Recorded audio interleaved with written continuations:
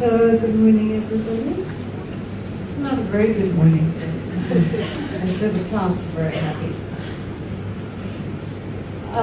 So, the topic of today's session is the Four Brahmaviharas, the divine abodes, or as it's known in the Tibetan tradition, as the Four Immeasurables. Immeasurable because our feelings are extended to all beings immeasurably. They're not just to a certain group, they're immeasurable. Now, I'm sure everybody knows what these Four Brahmaviharas are. Is there anyone who doesn't know?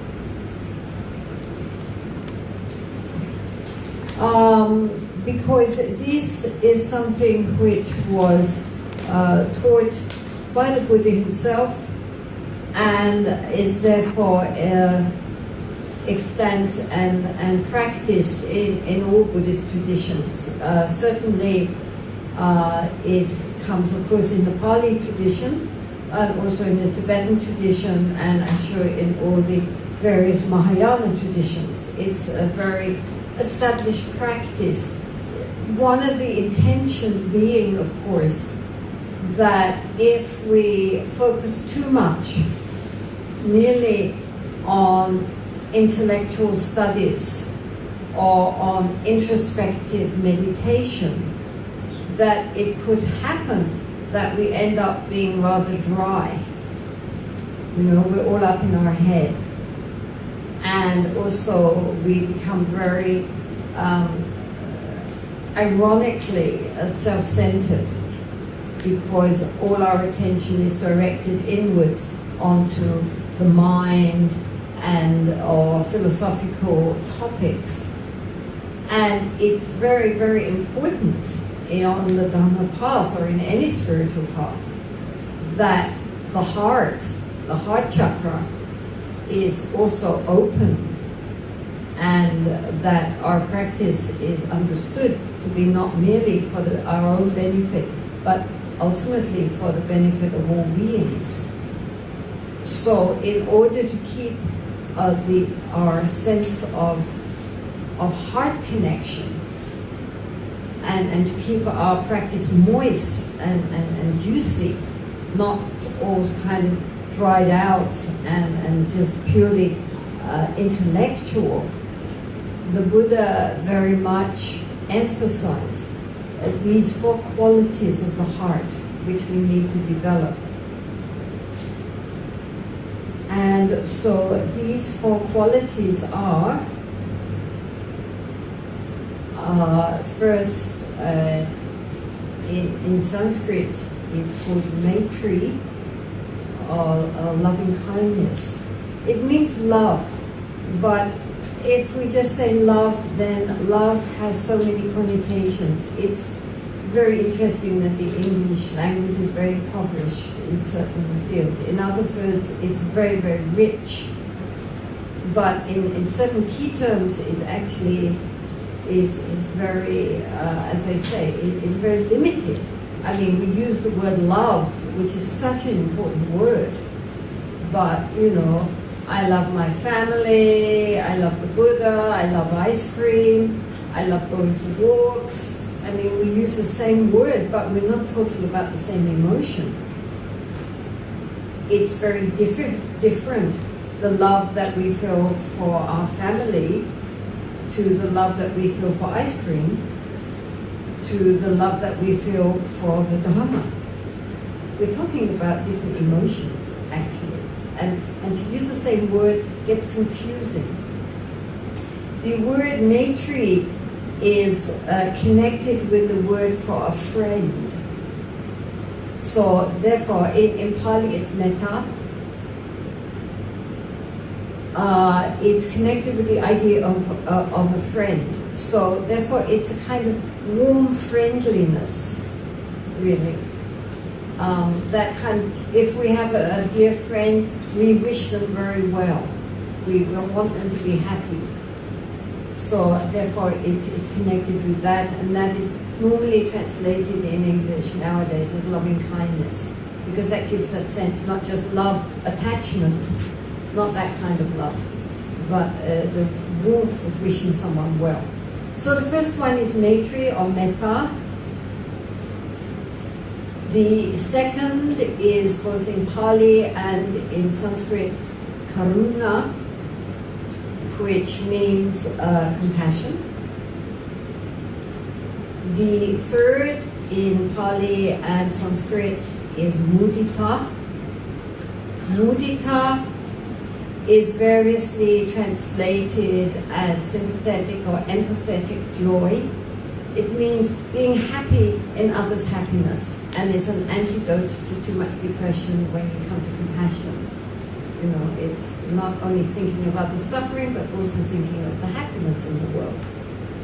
And then the fourth in Pali is Upekkha, and in Sanskrit Upeksha, and it refers to that equanimity or even-mindedness or impartiality of the mind, so that we don't get caught up into an aversion and attachment.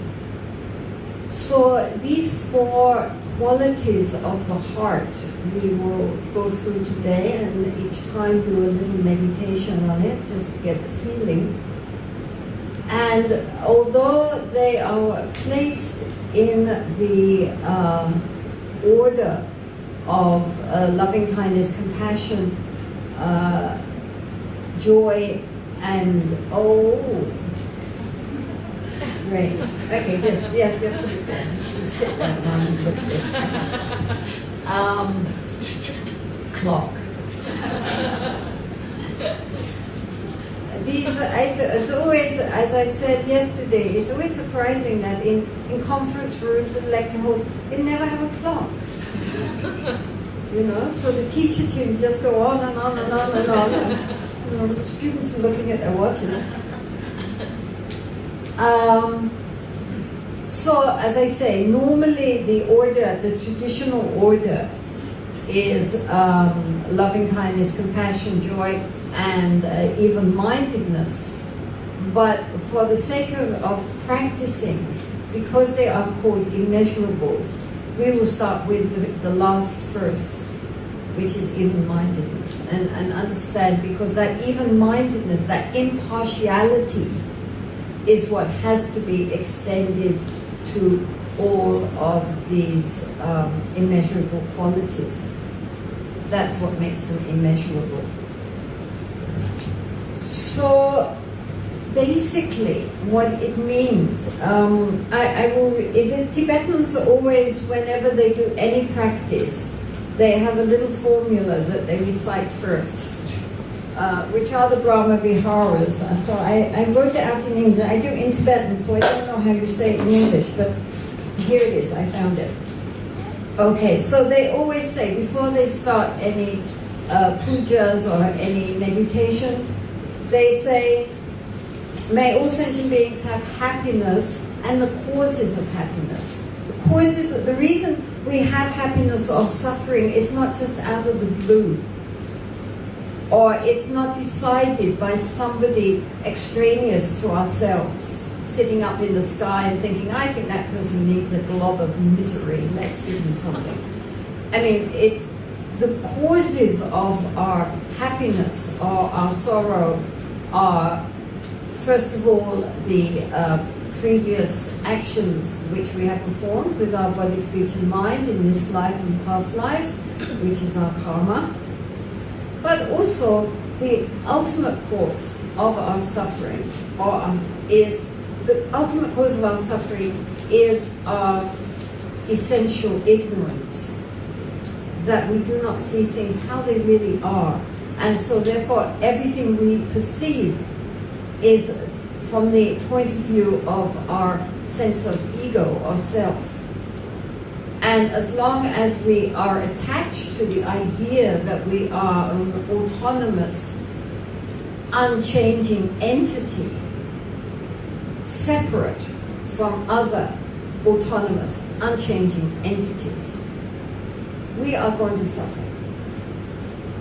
We are going to have attachments and aversions, losses, and many problems coming up. And all of this impinges on our sense of me. And so the ultimate cause of our suffering is our ignorance. Ignorance in a sense that we do not understand who we really are and who others really are. And so as long as we are attached to the idea of an ego, of an I, like a spider in the middle of the web, we're going to suffer. I mean, this was the first noble truth and the second noble truth, right? First of all, that life is essentially unsatisfactory. Why? Because we have wrong views. We don't see things as they really are. And because we don't see, we have no wisdom, we suffer. And we cause others to suffer. Nobody wants to suffer. Everybody wants to be happy. But because we are so misguided, we don't see things properly.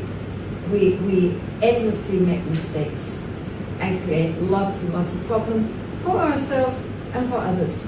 Nobody goes out their way to make problems. They just make them because we are so misguided. Because of our essential unknowing. We don't see properly.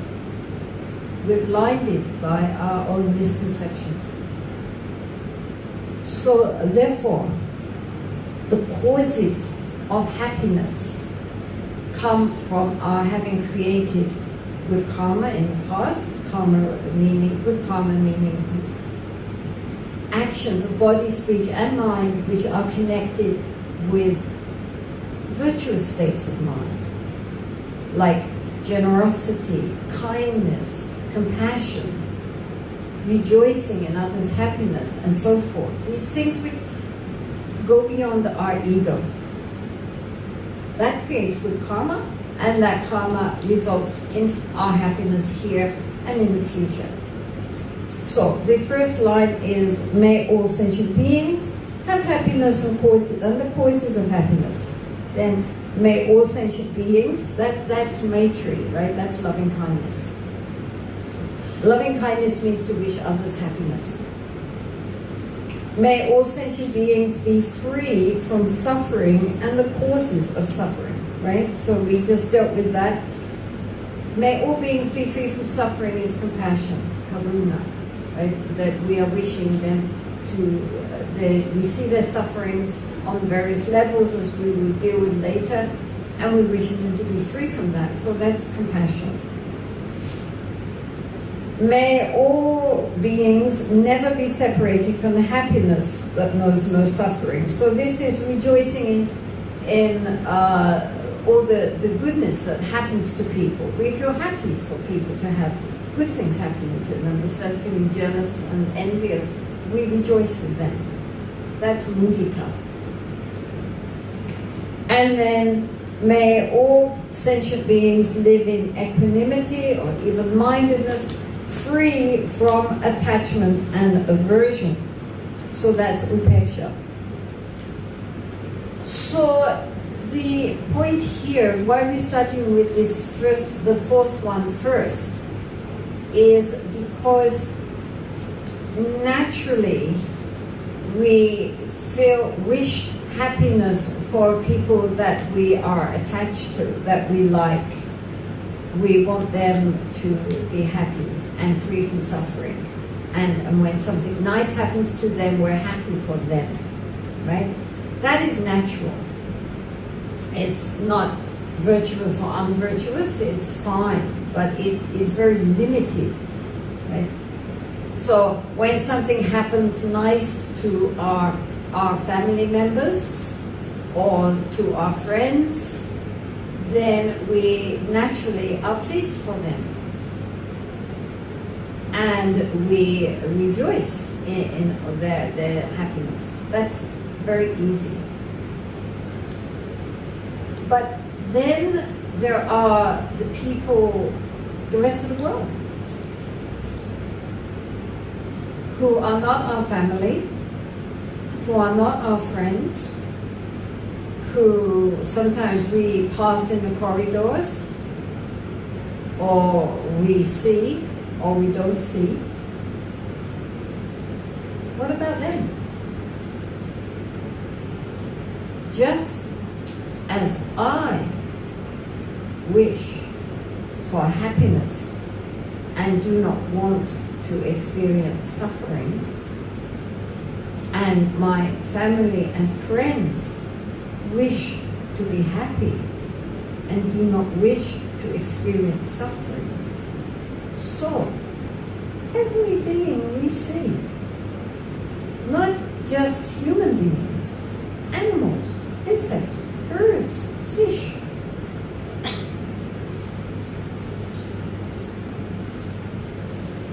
they all wish to be happy and not to suffer. I don't think there's a being on this planet who actually wishes to suffer. Even if they are masochists and, apparently wish for others to inflict suffering on them, it's because that suffering gives them satisfaction and they hope it won't give them happiness. I mean, it's a perverted way. But everybody, no matter what they do, are hoping that that will bring them an inner satisfaction and happiness.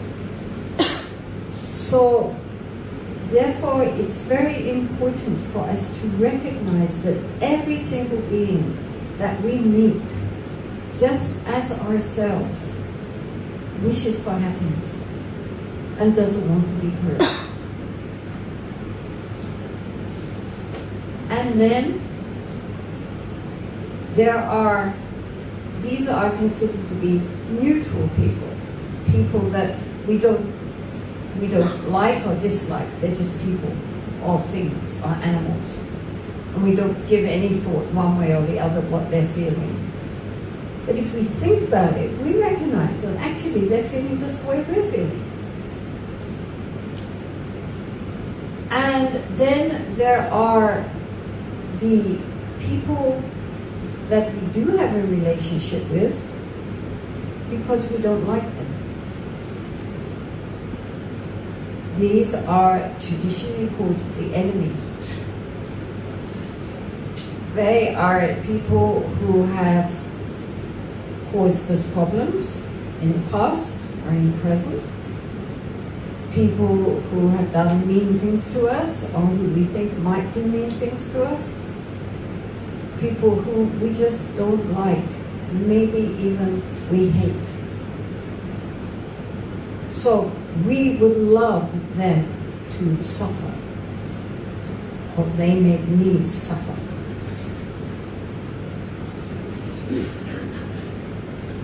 What do people go around in this world with those ideas?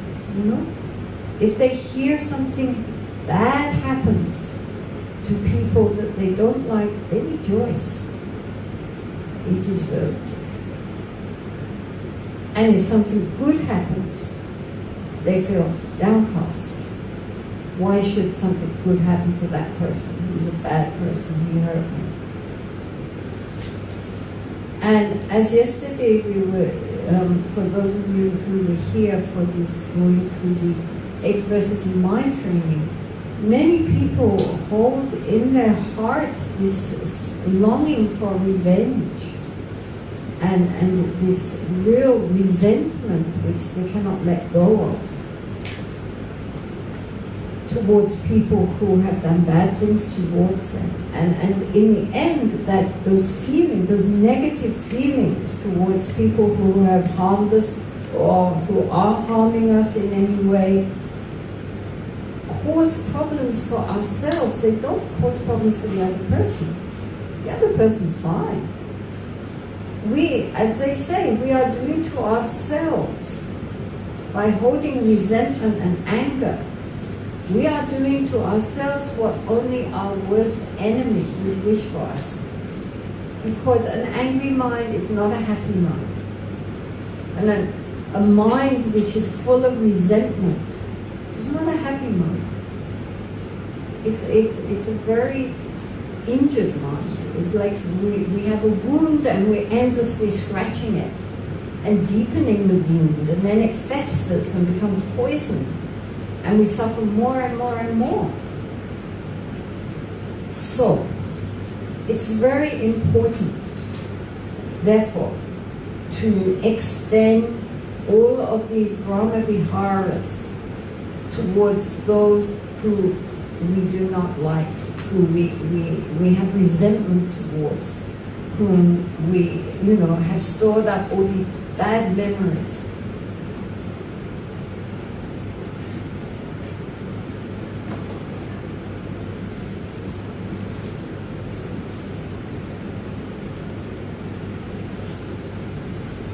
One of our emotional problems is that we become very attached towards people that we like and feel very strong aversion towards people that we do not like. And these feelings both ways cause problems. Now, many people can understand, right, that aversion is a painful emotion, and we would be better off without it. When we get angry, when we feel real anger and hatred rising in our mind stream, that is not a happy mind. It makes us feel very uncomfortable. If we carry on with it too long, then we start to lose even our friends. People don't like us. Oh, that's a very angry person, and they avoid us. And we can see very clearly that anger and hatred and so forth are very negative emotions. Everybody would agree. I mean, some people enjoy being angry, but basically it's a very negative emotion, and we can understand that. What people have problems with is the other side of that same coin, which is attachment. Because we tend to confuse attachment with love. And in fact, many people feel that the more strongly we have attachment, the more that shows that we love somebody. And this is a very fundamental delusion, because actually genuine love and attachment are opposed to each other. This is something which people have a hard time with, because they think to be attached to their families and their loved ones is a good thing. But the Buddha said that the cause of our suffering, the cause of our dukkha, is not anger. The cause of our dukkha is our grasping, clinging mind, is our attachment.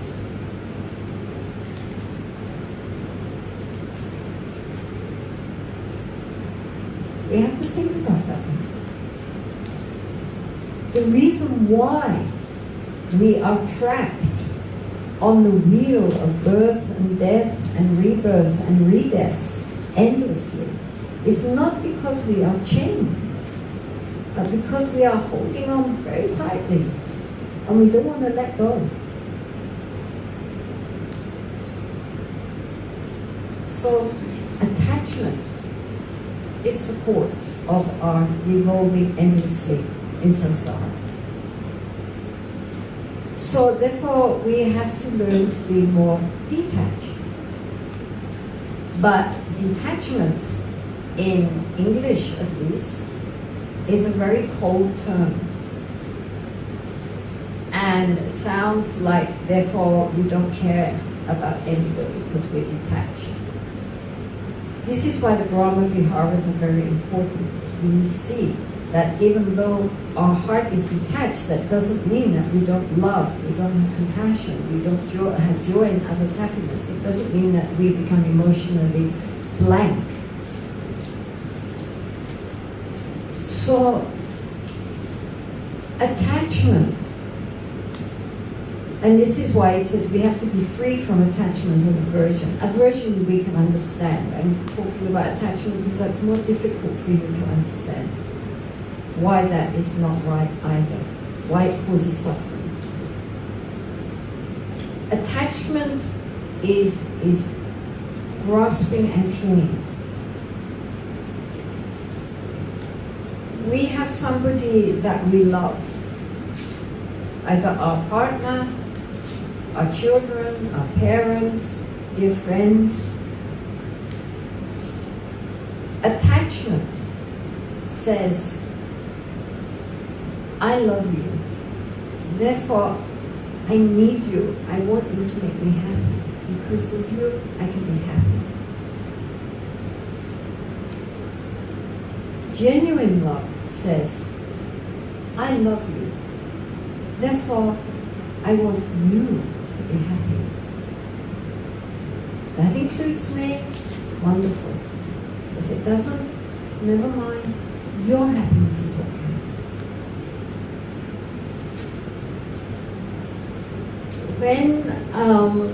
Okay, so I was brought up in London, and my father died when I was 2 years old. This was during the war, the Second World War, not the first. And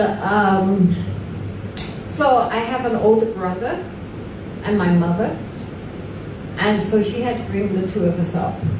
Then, when my brother came of age, he decided to join the Royal Air Force, and he was actually stationed in Malaysia and Singapore. So he was out. And when I was 18, I became a Buddhist, and then my mother also became Buddhist. And so we shared a lot. We were very good friends. And so there was my mother and myself. And then when I was 20, I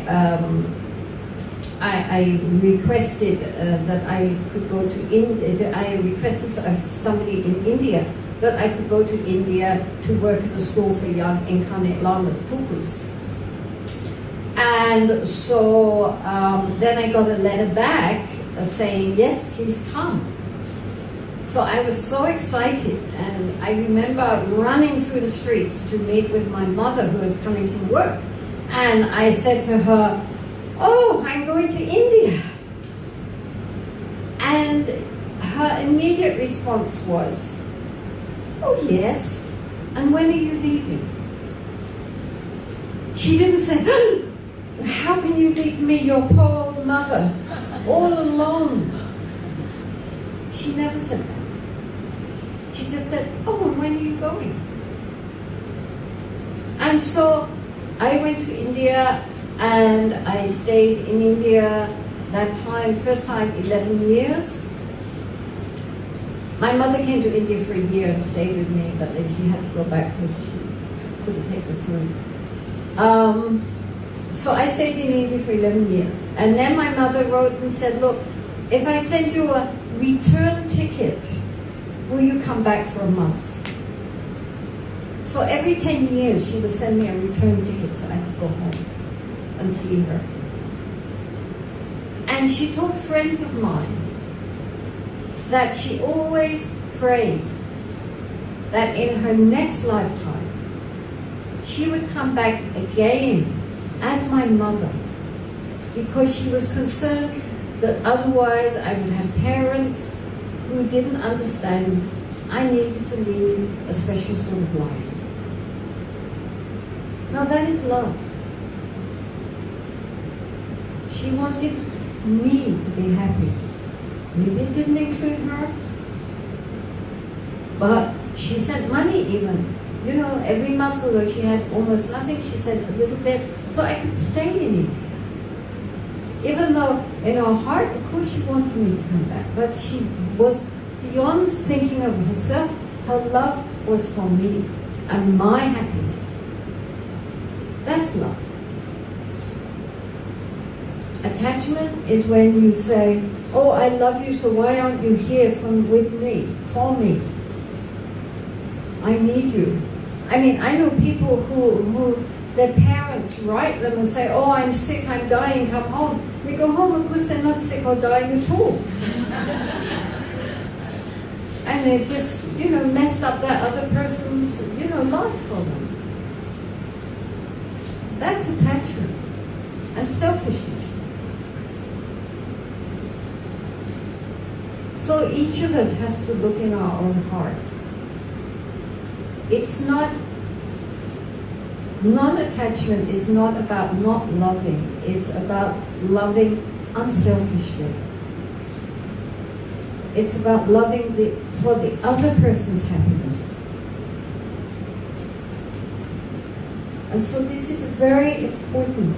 This is why Maitri, this sense of friendliness, of kindliness, is translated as loving kindness rather than love. Because loving kindness doesn't give you the idea of grasping and clinging.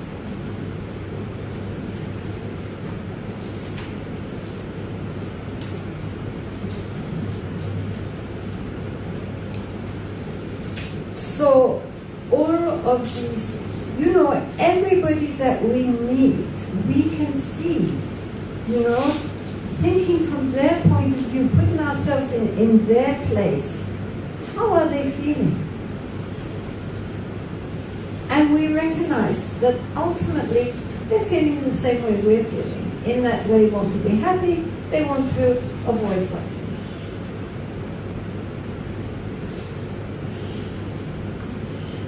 And so in order to make these positive emotions are not a bad thing if they're positive ones.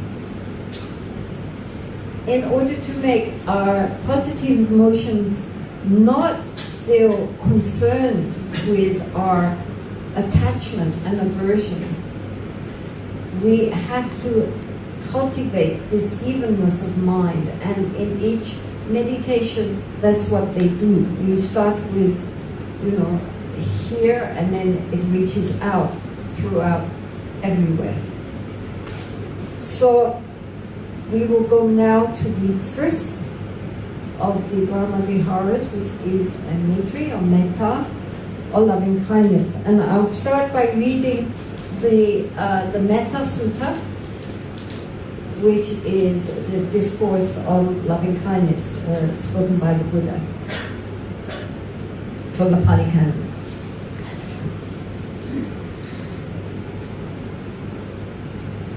This is what should be done by one who is skilled in goodness and who knows the path of peace. He should be able and upright, straightforward and gentle in speech, humble and not conceited, contented and easily satisfied, unburdened with duties and frugal in their ways, peaceful and calm and wise and skillful, not proud and demanding in nature. Let them not do the slightest thing that the wise would later reprove. Wishing in gladness and in safety, may all beings be at ease. Whatever living beings there may be, whether they are weak or strong, omitting none, the great or the mighty, medium, short or small, the seen and the unseen, those living near and far away, those born and to be born, may all beings be at ease. Let none deceive another or despise any being in any state. Let none through anger or ill will wish harm upon another. Even as a mother protects with her life her child, her only child, so with a boundless heart should one cherish all living beings, radiating kindness over the entire world, spreading upwards to the sky and downwards to the depths, outward and unbounded, freed from hatred and ill will, whether standing or walking, seated or lying down, free from drowsiness. One should sustain this recollection. This is said to be the sublime abiding. The sublime abiding is Brahmaviharas. By not holding to fixed views, the pure-hearted, having clarity of vision, being freed from all sense desires, is not born again into this world. So that is the fundamental sutra on loving kindness from the Pali Canon.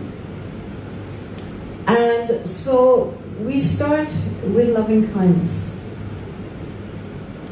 This sense of goodwill. And the Buddha recommended that we start with ourselves.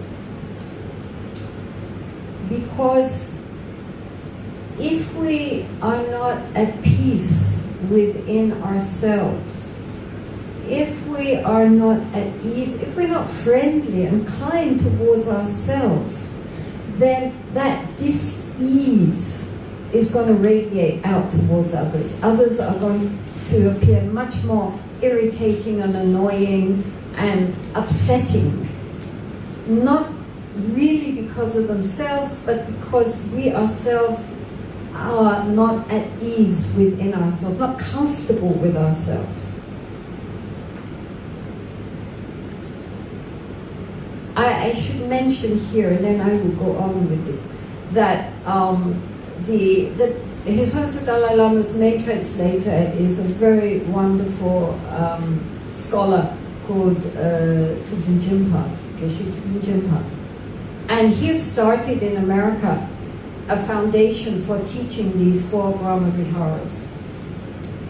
And he discovered very quickly that despite traditional ways of starting with oneself, in the West, people cannot send loving kindness to themselves. They resist it. They can send it to their family and their loved ones, but they can't send it to themselves. That brings up all kinds of psychological blocks. So therefore he reversed the order, and he said, all right, first you spend quite a lot of considerable time sending love to someone you love. And everybody could do that. They could send it to their spouse or to their children, their parents, their good friends, their favorite dog or cat or anything. It doesn't matter who you love. You send a genuine feeling that you wish that being to be happy. Then when you have that glow in the heart region, which comes from really feeling a sense of joy, the thought that they would be happy, then he started to take that feeling and give it back to yourself. However, here, since we have many Asians present, we hope that won't be a problem.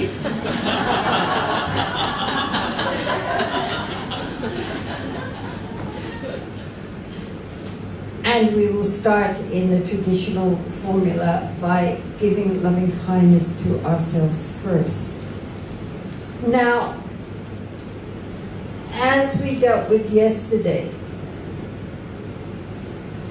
Buddhism is pretty harsh about the ego, about our sense of self. And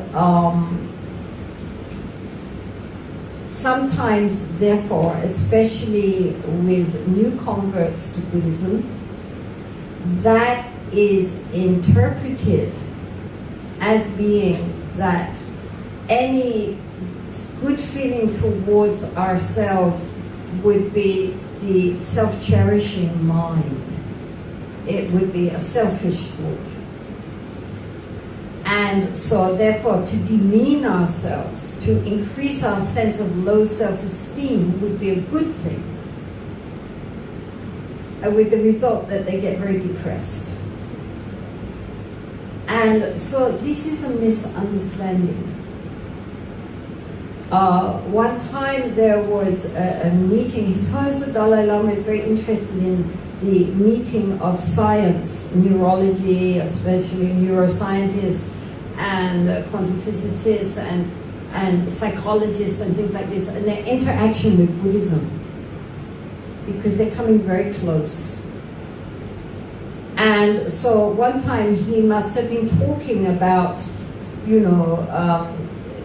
regarding oneself, where whoever you meet, you regard yourself as the least important, and considering the person you're with as the most important, so that one forgets oneself and one is much more concerned with the people that one is meeting, not what they're thinking about me, but just being there for that other person. And so one of these very eminent, because these meetings, then very eminent specialists in these various fields meet together. So one of these very eminent psychiatrists said, yes, but what about low self-esteem? And His Holiness looked blank. And he said, well, what about people who hate themselves, who look down on themselves, who don't like themselves? And again, His Holiness looked completely blank. What is he talking about? Everybody loves themselves. So he asked his translator, and his translator explained what this man was talking about, low self-esteem. There's no word for that in Tibetan.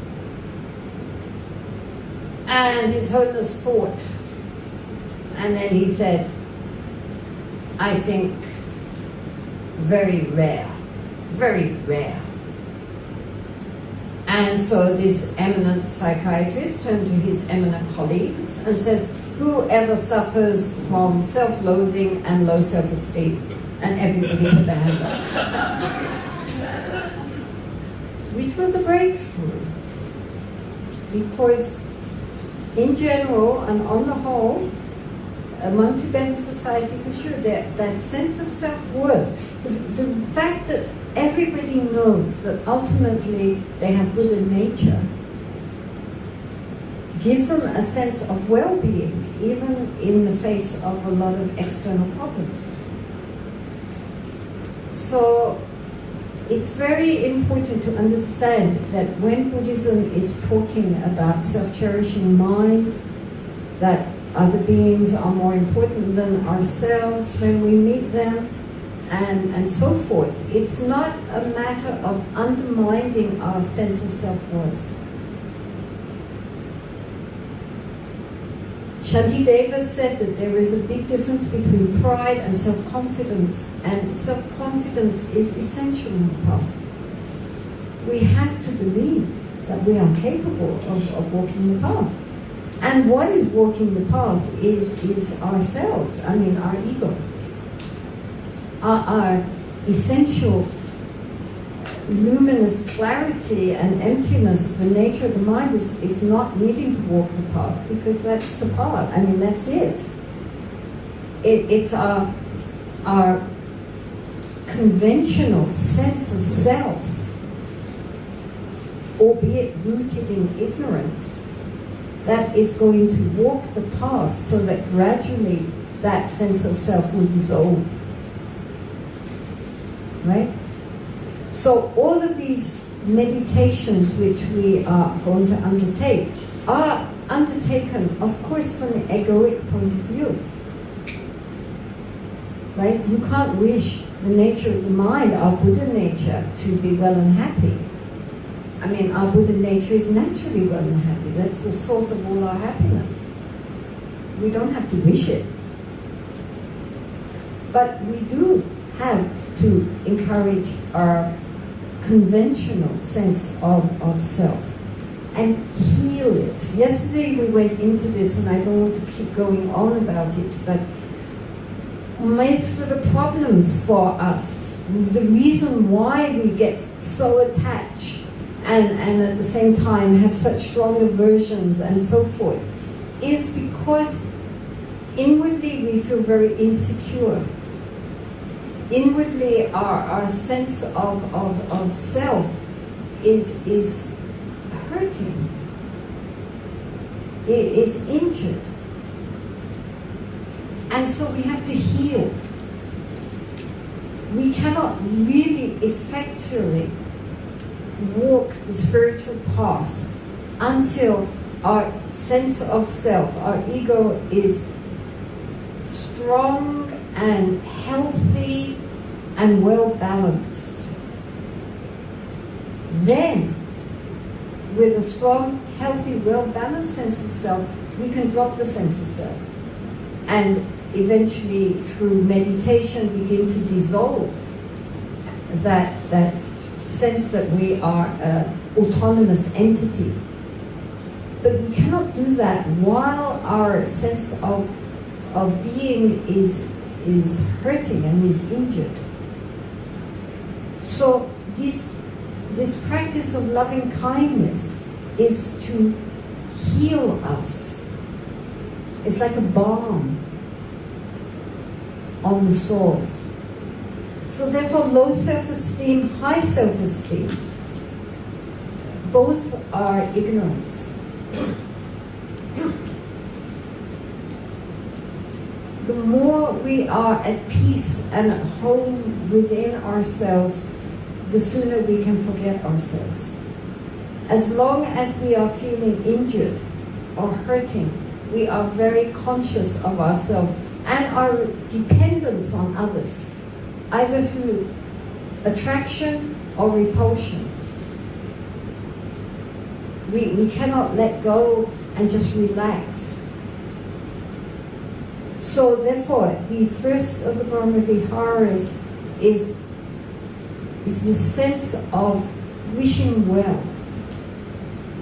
And we start by wishing well to ourselves.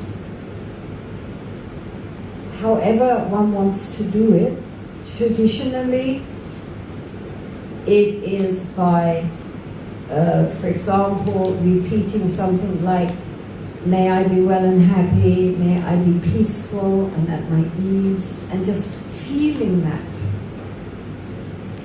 The Tibetan way, because Tibetans like to visualize things, is to visualize like a globe or a pearl of light at the center of in our heart chakra, here in the center of the chest, and visualize that this globe of light is the globe of pure loving kindness, of peacefulness, of ease, of well-being, and that this radiates light and it absorbs through all of our body, through every one of our little brain cells, and through every cell of our body. Our whole body is saturated in the brilliant light of loving kindness.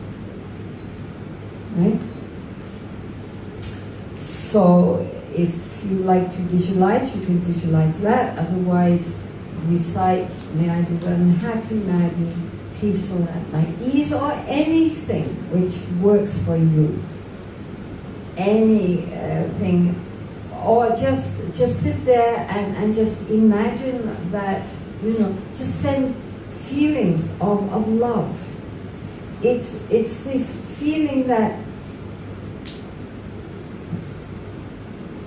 we have to forgive ourselves. If we, so many people are so harsh towards themselves, much harsher than towards other people, and always criticizing and pulling themselves down. This is not a virtuous mind state. It doesn't mean that we're humble.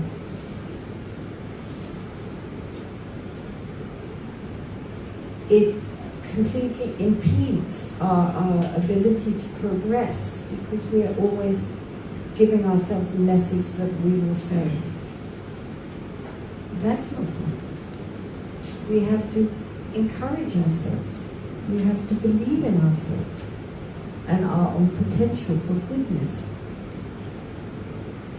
So this meditation is to remind ourselves and encourage ourselves and saturate ourselves in thoughts of loving kindness. May I be happy? And visualizing the light going throughout us.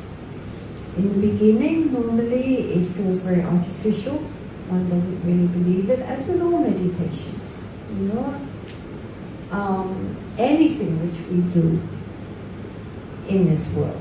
If we want to be a musician or an artist or a golf player or a footballer or whatever we want to do, in the beginning we practice strokes or we practice, scales, and it all goes wrong and it doesn't feel right and everything feels awkward. But if we keep practicing over and over and over, eventually it becomes natural and spontaneous. And likewise with these kinds of meditations, at the beginning nothing happens and we think this is stupid. But actually if we keep going, slowly, we are reprogramming the mind. Of course nowadays neuroscientists are very interested in meditation and the effects of meditation. And so they took a group of ordinary people and they showed them certain things which are likely to stir them up and make them feel angry and upset. On the television, some documentaries about atrocities or whatever. And, had these equipment attached to their heads to record their reactions. And of course, the reactions came of anger and frustration and all sorts of all the negative parts of the brain lit up very, very brightly. And then they started teaching these people metta meditation. Maitri meditation is loving kindness and compassion meditations. And after just a few weeks, and these were ordinary people who had never meditated before, when they showed them again this type of thing, instead of having feelings of lighting up of all the negative anger, what lit up was very strongly was these feelings connected, the part of the brain which is connected with great love and empathy and compassion. And far from being upset and angry, they just felt more their heart opening and more love, more compassion. And even the scientists were amazed at how quickly that happened, that transformation. So it's not that it's just something which, is just for hermits living in the Himalayas, or, it's a practice which will take years and years and years to perfect. If we are very sincere, then within quite a short time, our brains, as well as our heart chakra, are really affected and change. They change. So these are very important meditations. And as I say, even at first, if it doesn't quite work, it doesn't matter.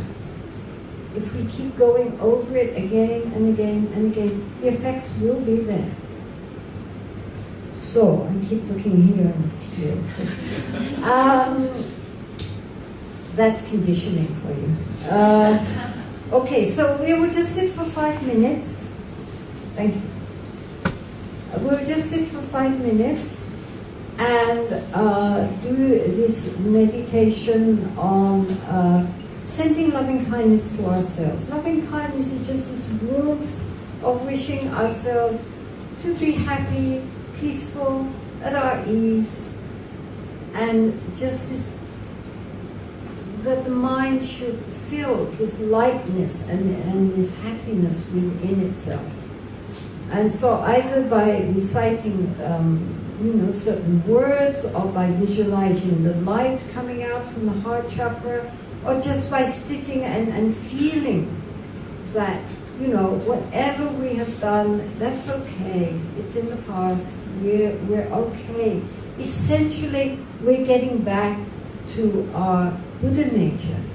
Our Buddha nature is perfectly okay.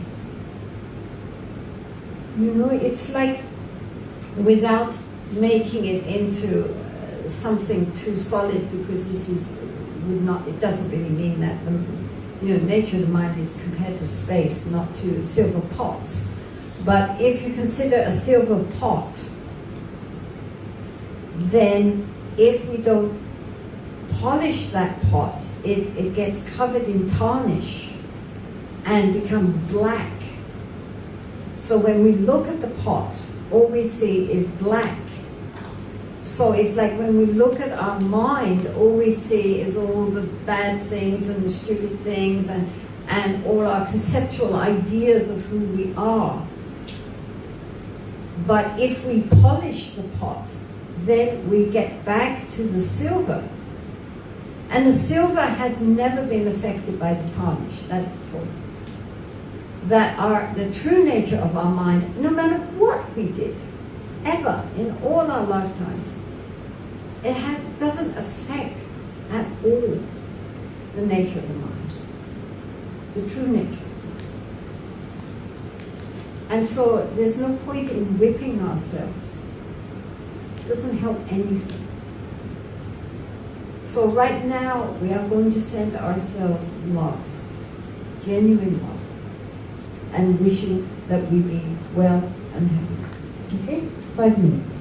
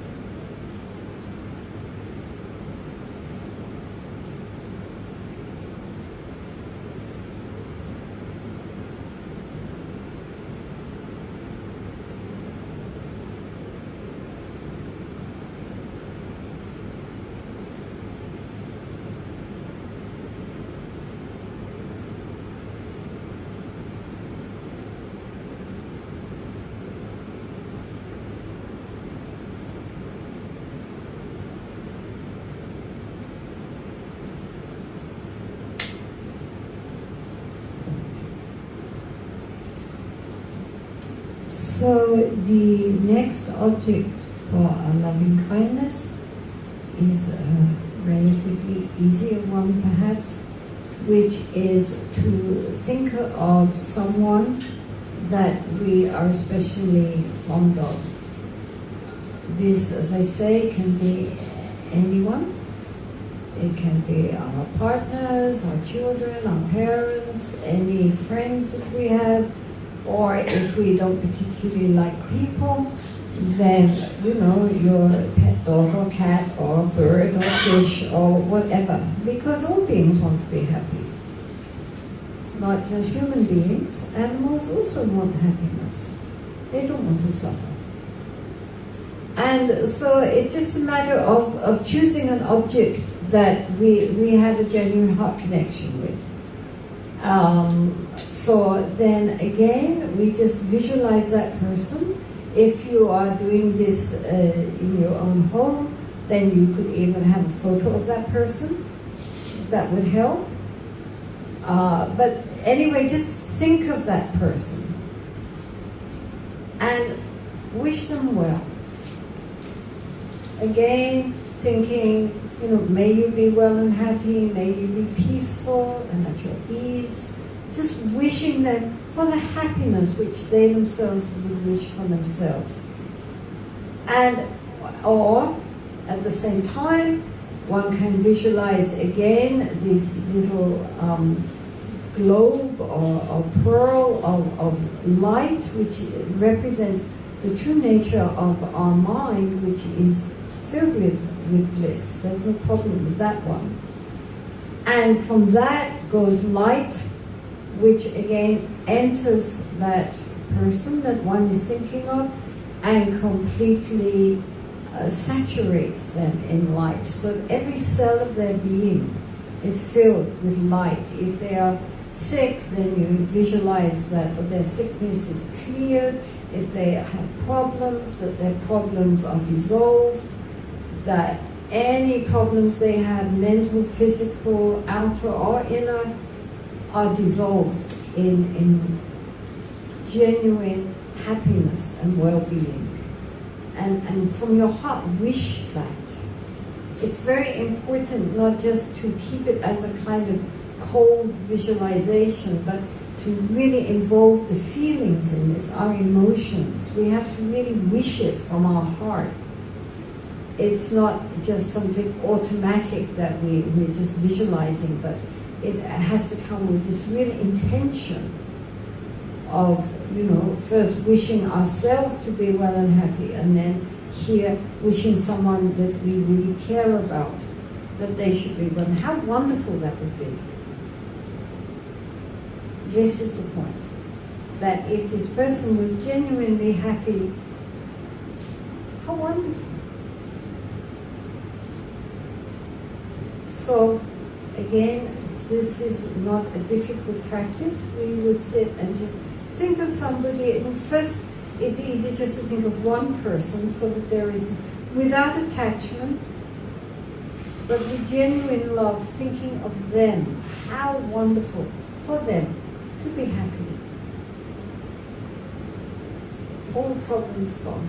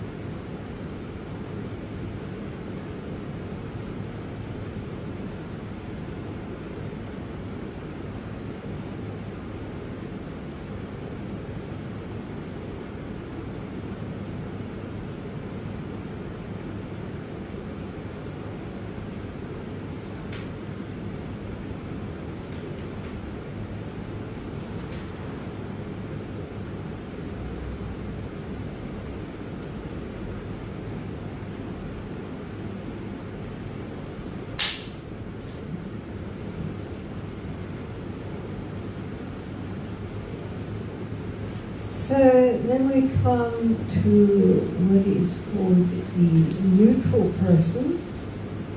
So that can be, the world is filled with neutral people. It means people that we might meet them every day, but we don't ever think about them, or somebody we just, have passing and we don't give any thought to them. This person that we don't have attraction towards and we don't have aversion towards. They're just people. And so start to think about them. When I was living in Manhattan, and the same would certainly be true of Hong Kong, at night all these tower blocks are filled with light, as people come home from work and, they go into their apartments. And I would think, like every single light has a story. All these people, they have, their problems and their triumphs, and each one, for themselves, they are the center of their universe. Their hopes, their fears, their happiness, their sadness is as vital and important to them as myself and the people I'm staying with. Each one, when you get to know somebody, they're full of their own stories. And so it's very important to remember that everybody we meet, as you go along in the street, full of people, each one, if you only knew them, has a fascinating story to tell. Everybody, if you get to know them, their memories, their history, their worries, their joys, their concerns. Everybody has a story. Nobody is blank. And to each one, as the Buddha said, to each one, their own self is most dear. In other words, everybody, unless they are genuinely enlightened, are concerned about their own joys and sorrows. They want to be happy, they do not want to suffer. Normally we ignore 99.99999999999% of the world. They don't concern us, but they do concern themselves. So, although we cannot, intimately think of all the other beings and all the other billions in the world, we can make a sample by thinking of somebody that we see, a neighbor or a work colleague or somebody that, the postman, if you still have postmen,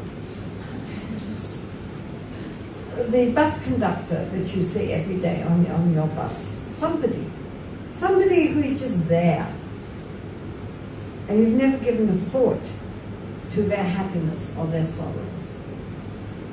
Well, now we're going to think about it. We're going to think about someone whom we see, but we don't know them.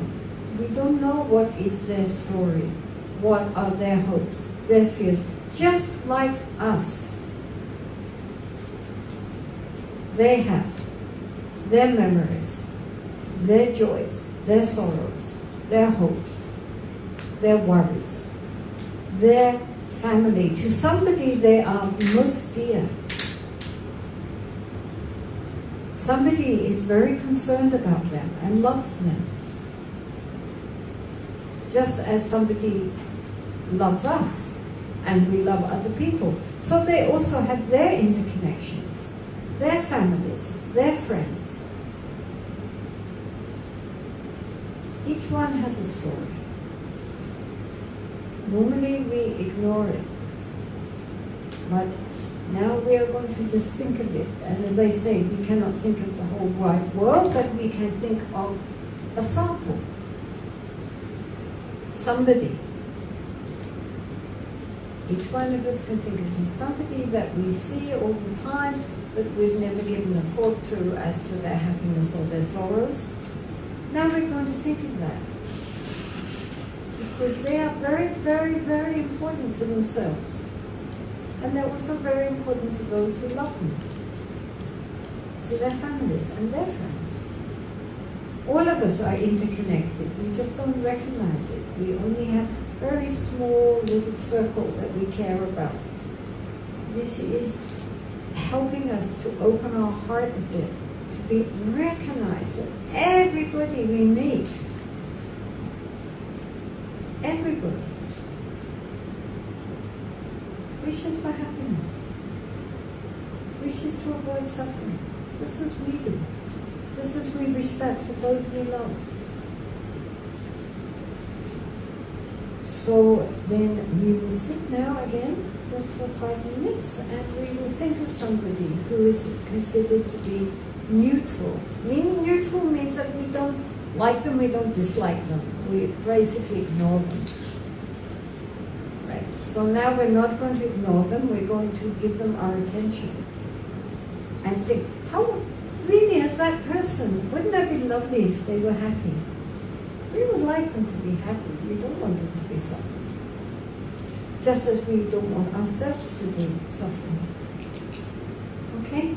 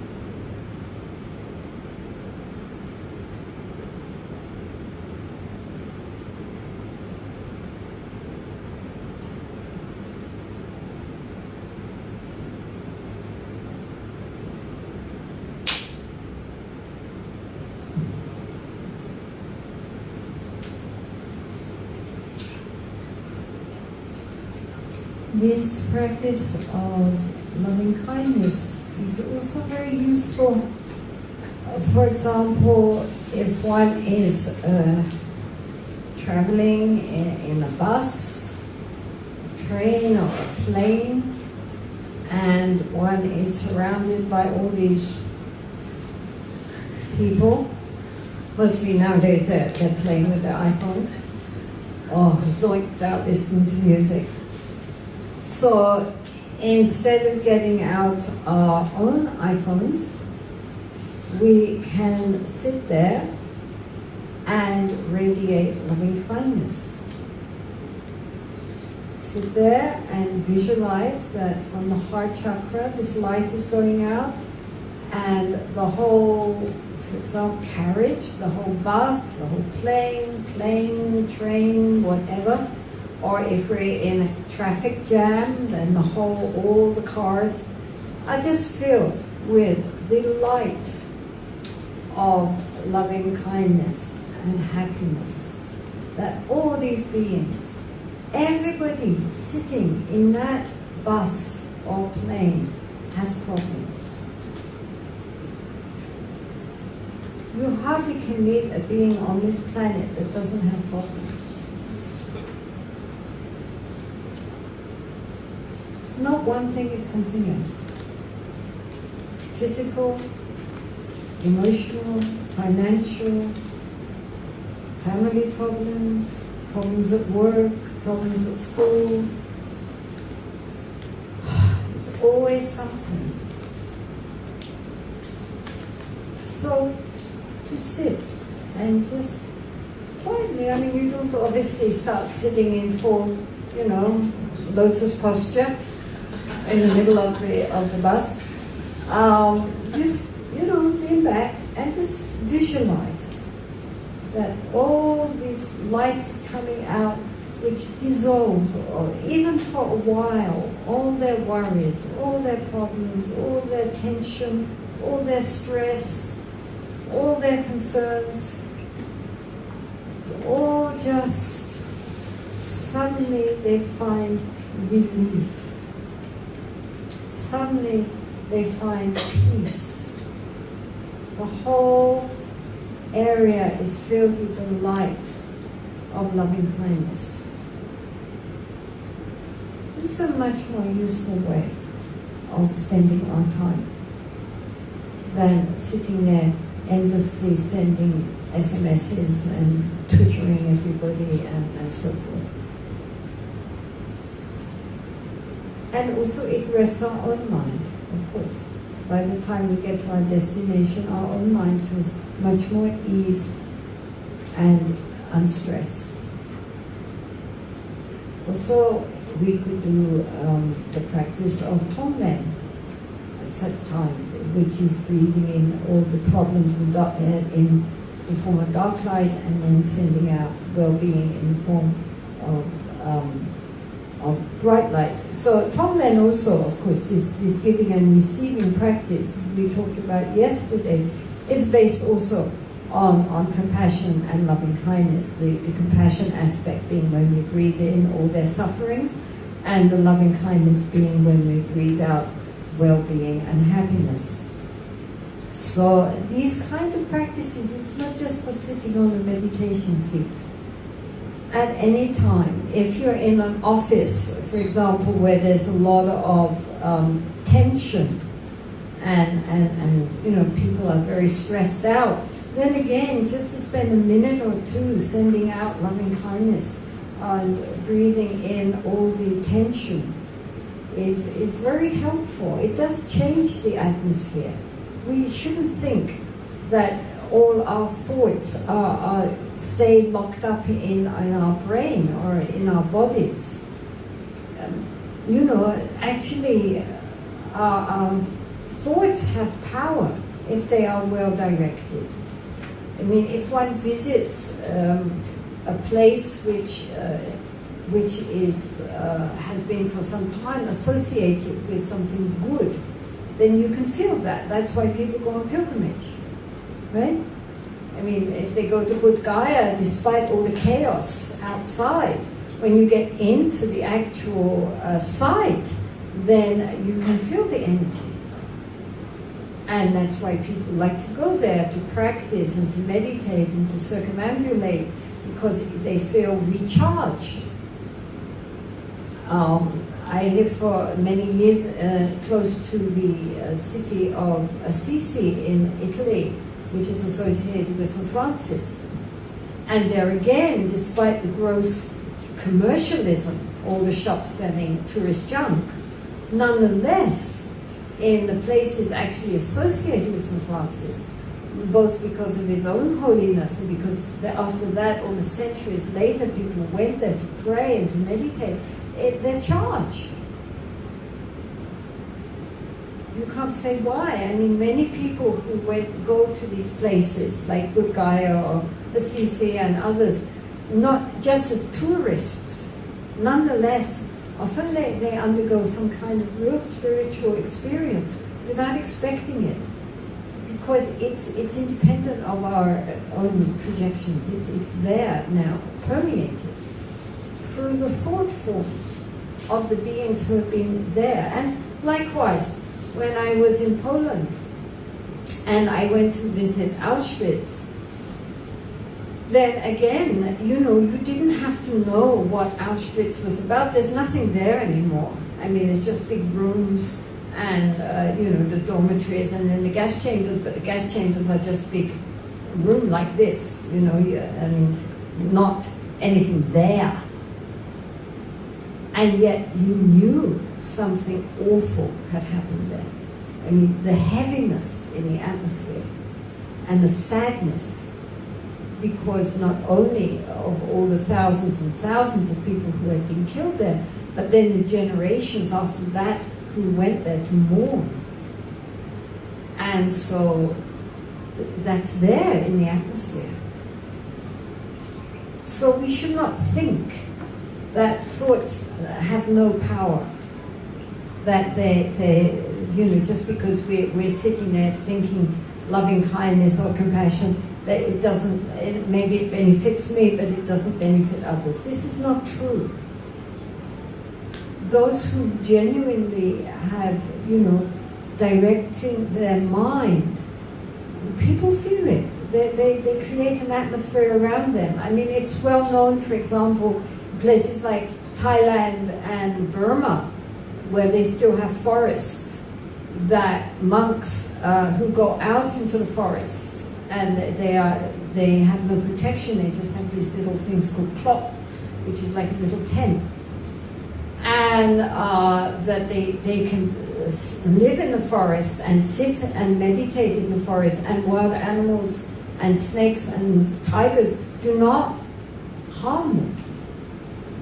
In fact, there are many stories of people, after meditating, opening their eyes and seeing a tiger or something just sitting in front of them, quietly, because they pick up these, they do a lot of metta meditation. In fact, somewhere the Buddha says that if you are in a frightening place or a place with many wild animals and so forth, you should do metta meditation, this loving kindness meditation, because that will be your protection.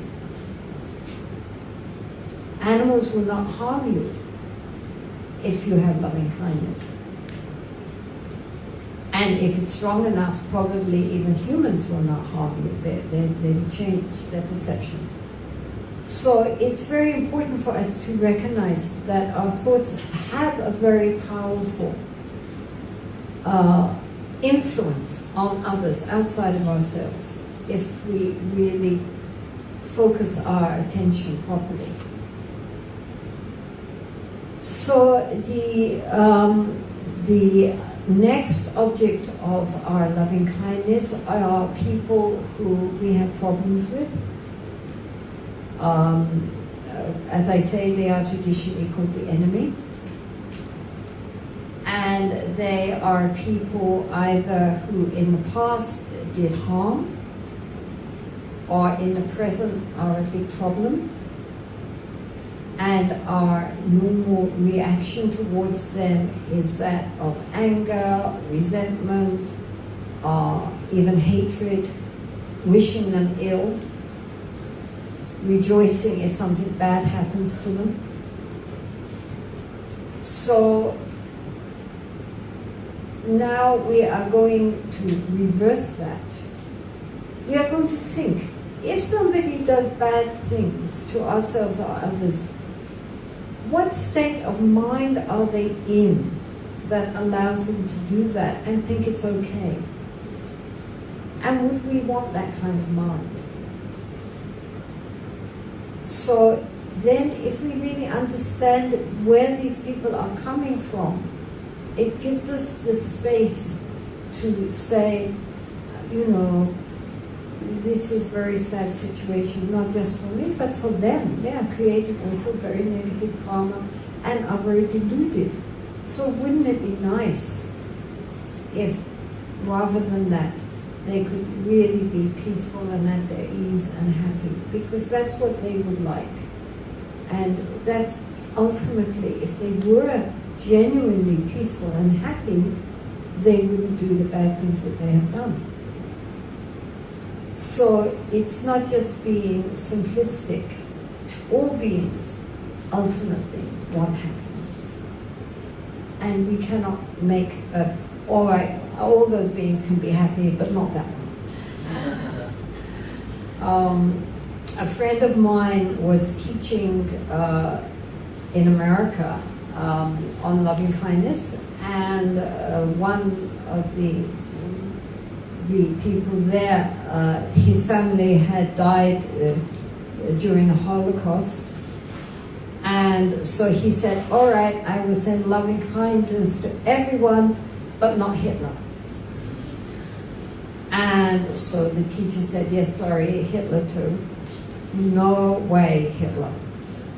No, you have to wish for Hitler also that he should be well and happy. No. So then he said, I cannot sit and, in all honesty, wish happiness and well-being for Hitler. So he got up and he left. And then after an hour or so, he was on the road and he called up and he said, never Hitler. And then after half an hour or so, are you sure Hitler? Yep. And then, really? Yep. Okay. And then he came back and finished.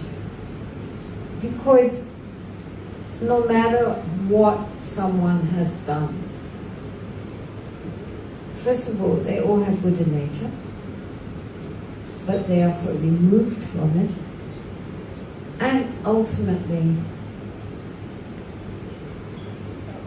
in all our past lives, we have done just about everything.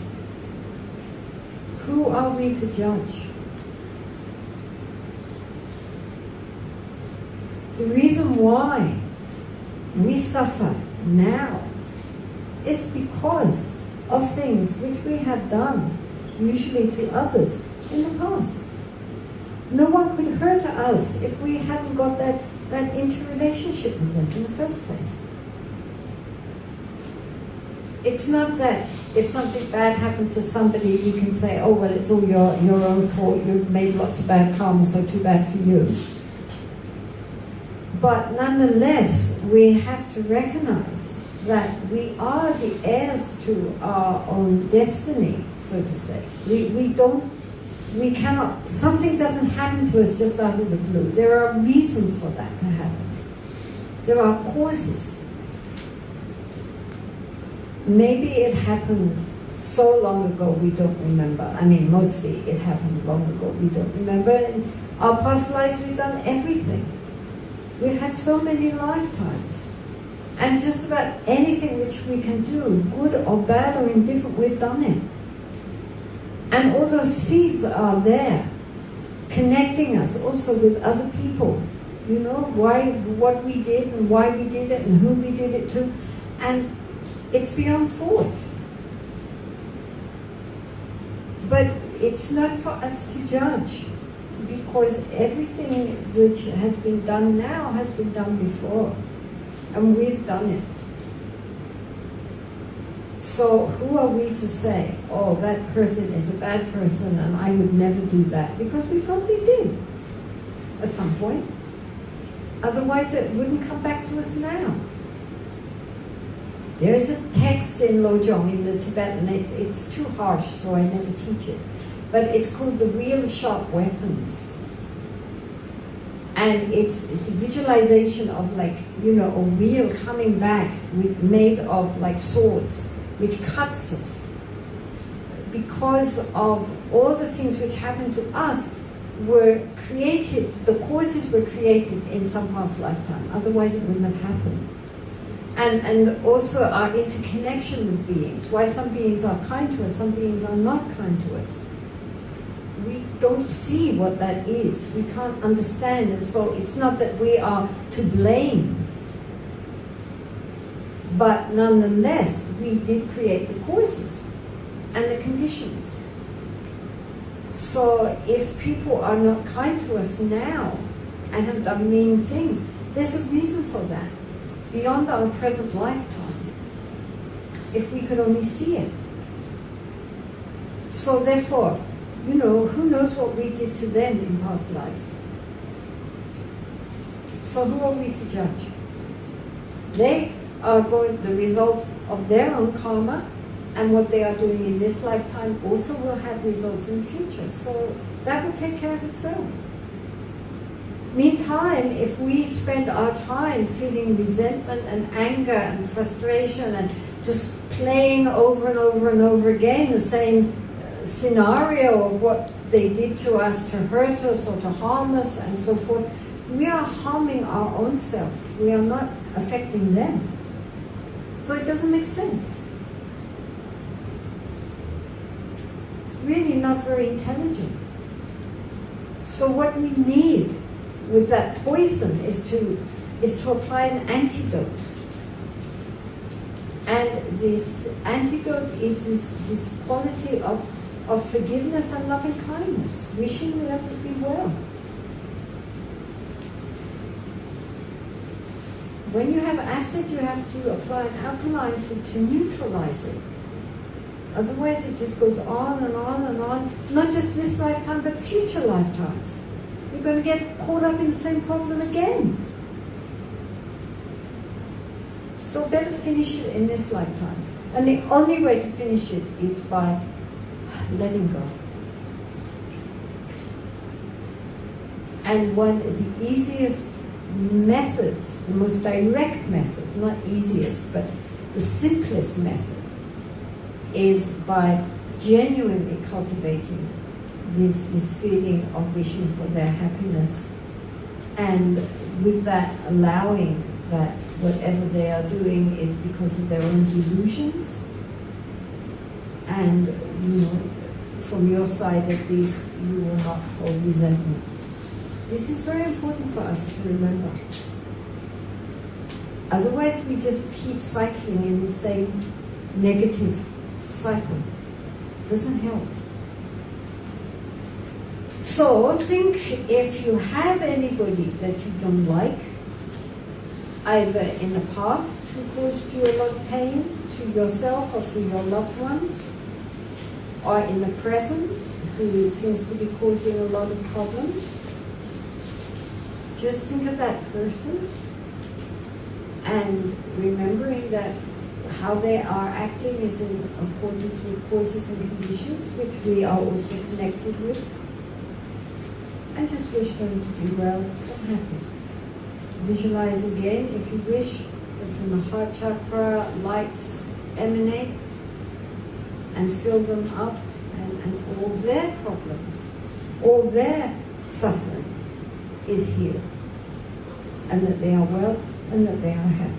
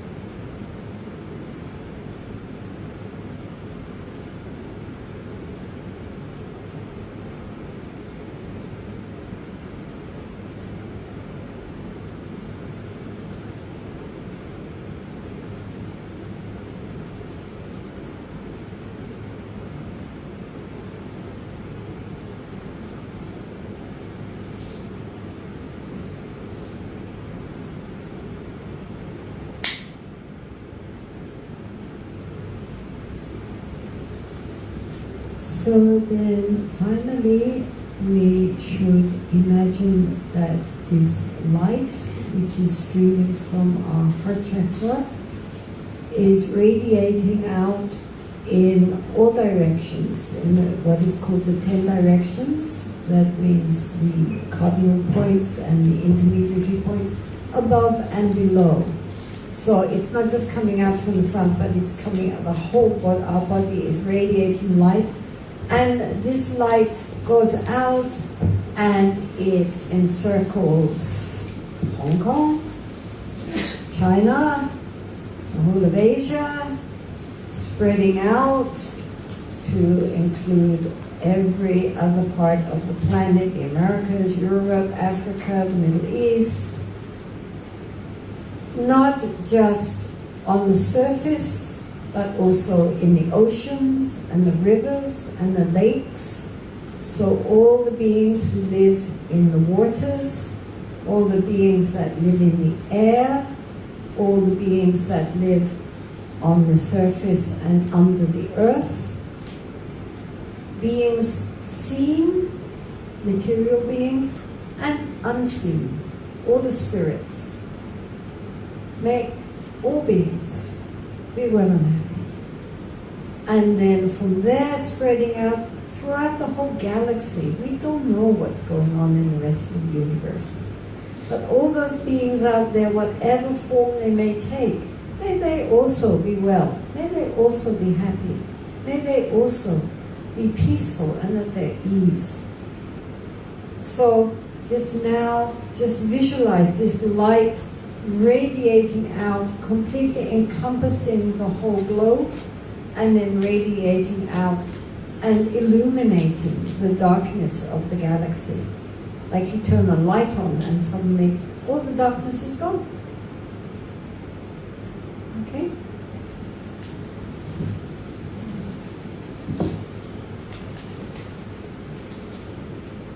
This is what makes it illimitable, right? This is what makes it boundless.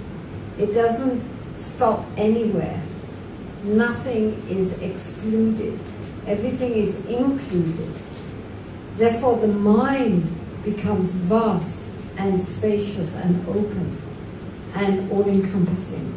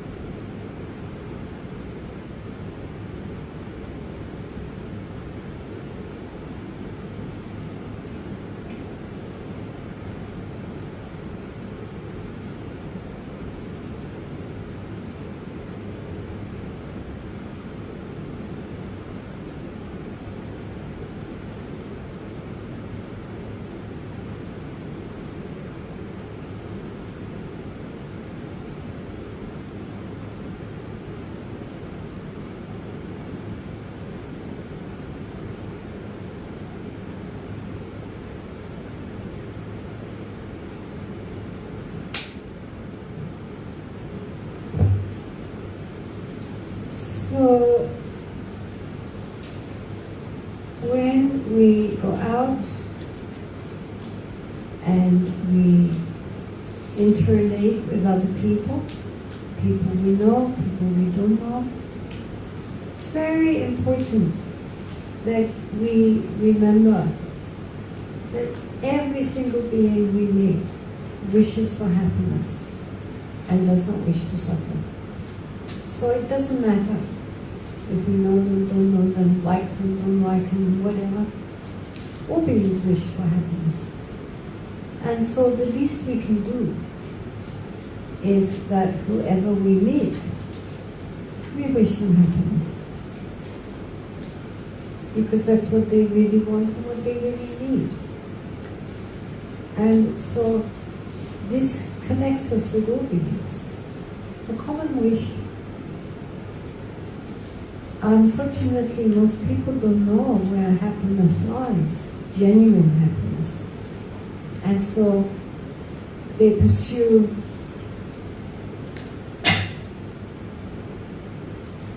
spurious happiness.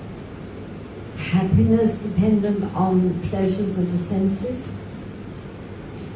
which gives happiness for a very short time, and then again the same problems arise.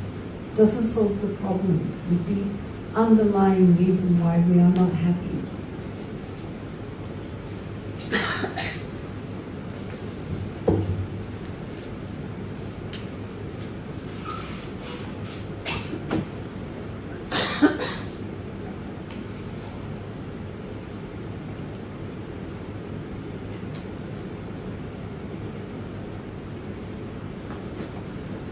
So wish them genuine happiness, happiness which comes from a mind which is at peace within themselves.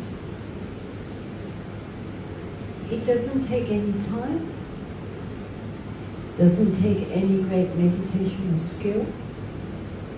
All it takes is that we remember that everyone that we see is just our mirror.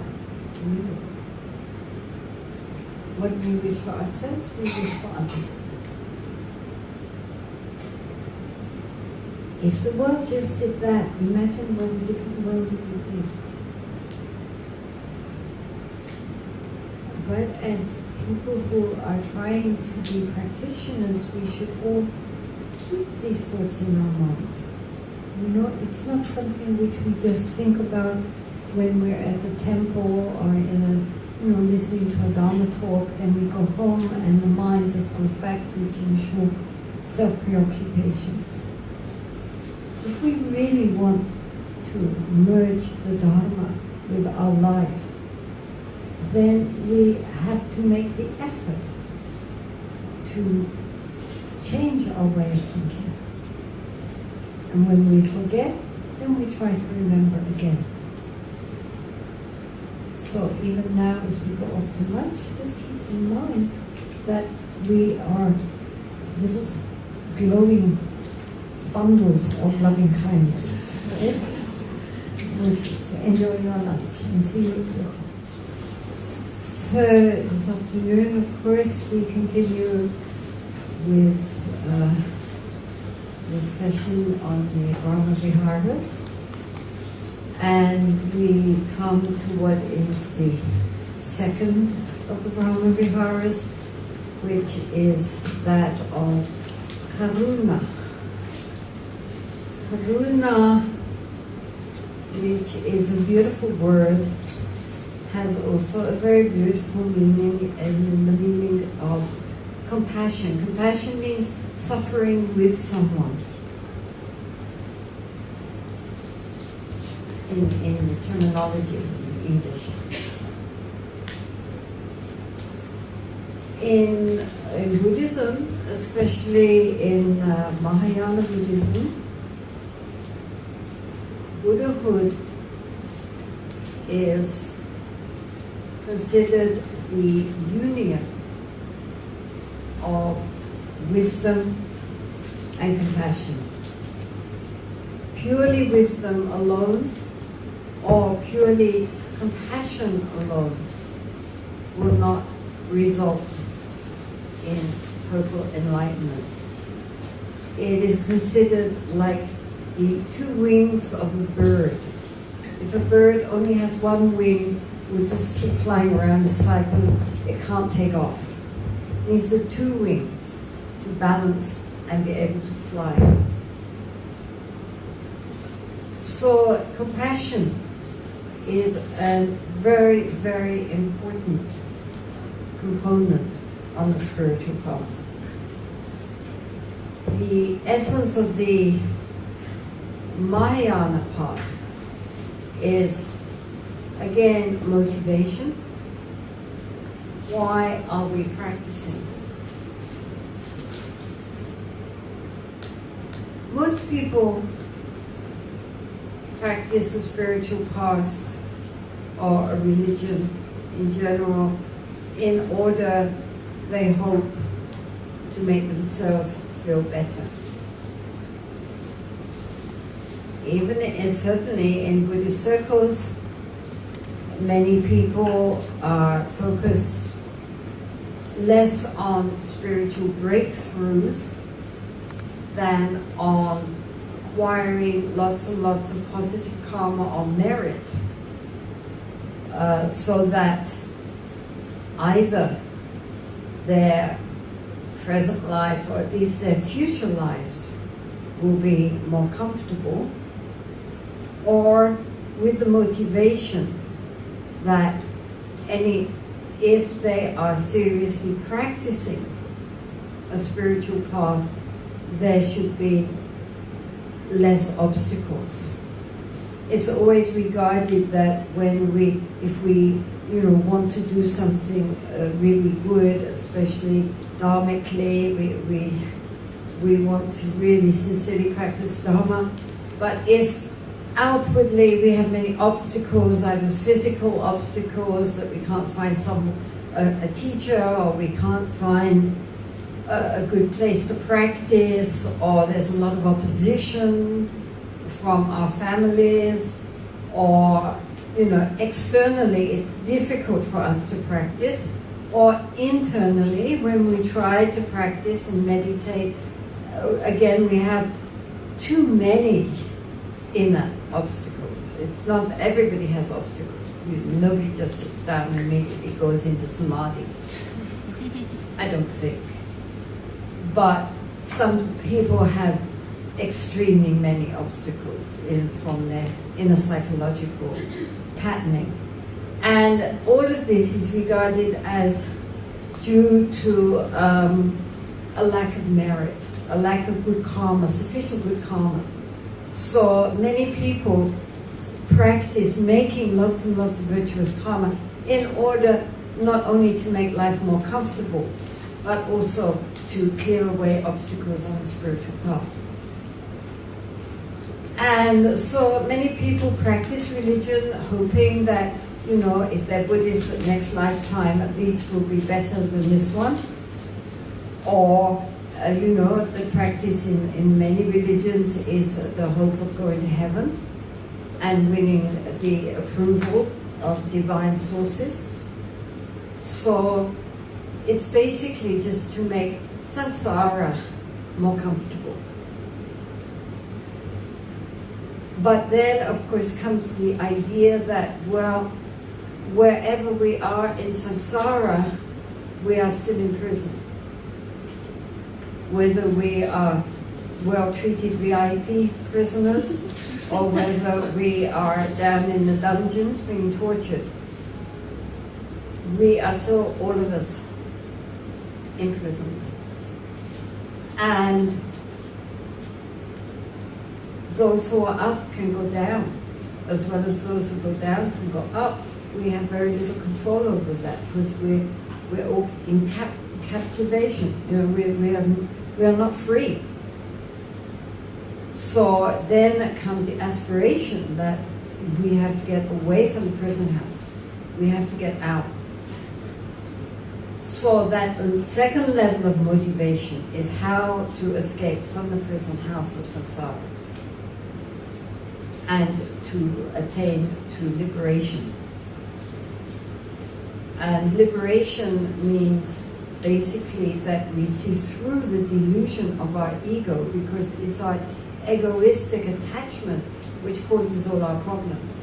All our mental afflictions, our anger and greed and desire and jealousy and all these afflictions are created because of our clinging to our self-image. If there was no self, it would be like throwing dirt at the sky. It doesn't hurt the sky, it just falls back down to the ground again. But as long as there's a thick wall of believing in an I, an enduring autonomous me at the back of it all, then if we throw mud, it sticks to the wall. So therefore the next level of motivation is that we need to get away from the prison house of samsara. We need to be free, we need to be liberated. But then comes the thought, well, all right, I'm free, but what about all the other prisoners left behind? If, for example, we were trying to escape from a totalitarian state, then how could we leave behind all our family? Like people trying to escape like from North Korea or something like that. You know, you can't just escape yourself, you have to use the fact that now you're free to help others also get out. You can't just leave them behind. And so that gives rise to the third level of motivation, which of course in the Mahayana tradition is called bodhicitta. And that is very much linked to compassion, because we recognize that our suffering is the suffering of all beings. We are not unique in suffering. It's something which we share with everyone. And that, to the traditional analogy, is that of a burning house. If we escape from that burning house, we would not leave our family behind just to burn and feel, okay, I'm all right, too bad, but my parents, my children, and everybody's burning, sorry about that. We would, of course, do everything we could to help pull them out. We could help pull them out because we have ourselves escaped. While we are still caught in the flames, how can we help others to get away from the flames? But once we are out, we can help pull others out. Another example is that of being in a huge swamp in which we are all drowning. And then if, because of making efforts, we get ourselves on dry land, then, you know, but all our family, our loved ones, all beings are lying out there drowning in front of our eyes, we would hardly turn around and say, well, so sorry that you're all drowning, but I got out on dry land. You make efforts too, and you can also get on dry land. Bye. It wouldn't happen. We know that we would then say, well, I'm on dry land here. I will give you a hand, hold on, and I will pull you out. That would be the only reason for rejoicing on being on dry land. Not just so that we can be free, but that we are then in a position to free others.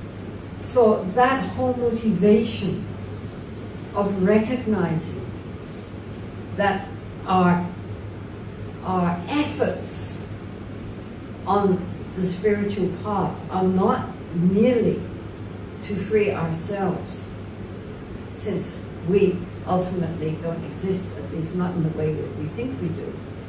But because we are so deeply interconnected, truly, it wouldn't make sense just to free oneself and leave everyone behind.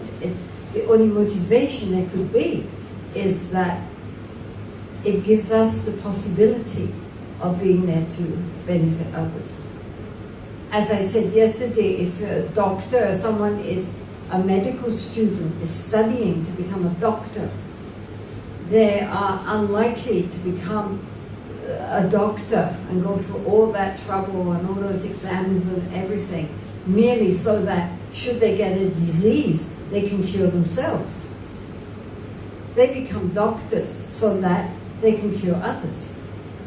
That's their motivation. And likewise, on the Dharma path, our motivation should not merely be to make ourselves feel better, but so that we are in a position that we can also help others along the way. So that underlying motivation is that sense of inner connection based on empathy. Empathy is a very important quality. Empathy means that we really feel with others. You know, we see another person suffering and we feel their suffering. We're not indifferent. We don't just walk away and say, oh, that's their problem, they probably made lots of bad karma, it's so too bad. But we feel their suffering, just as in the next Brahmavihara, we feel their joy. So this quality of empathy is a very important quality, to open up the heart and to recognize that we are not all little separate globules just bouncing against each other but not interacting. Actually, we're very deeply interconnected with each other, and it's very important that we open up our heart to that. So, compassion is feeling the suffering of others. And again, we start with ourselves. Many people are anxious about too much compassion because they fear that as we open ourselves to the suffering of the suffering of the world is so overwhelming and so omnipresent. How will we cope? I already have enough problems. If I start thinking also about the problems of everybody else and really feeling them, I would just go into deep depression. And many people who work in the social services for the deprived, for, street people, drug addicts, refugees, cancer wards, animal rights, they often end up really very burnt out because they are just overwhelmed by the misery. And not just the misery, but the indifference of those who have caused the misery. I mean, people, especially in like human rights, the staggering cruelty of human beings towards animals who cannot voice their distress. It is quite shattering.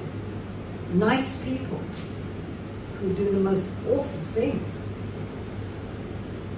And so people are afraid to open their hearts because it all seems too much. But as I said at the beginning, we must remember that Buddhism is conjoined with wisdom. And it is this wisdom aspect that prevents us from giving in to despair.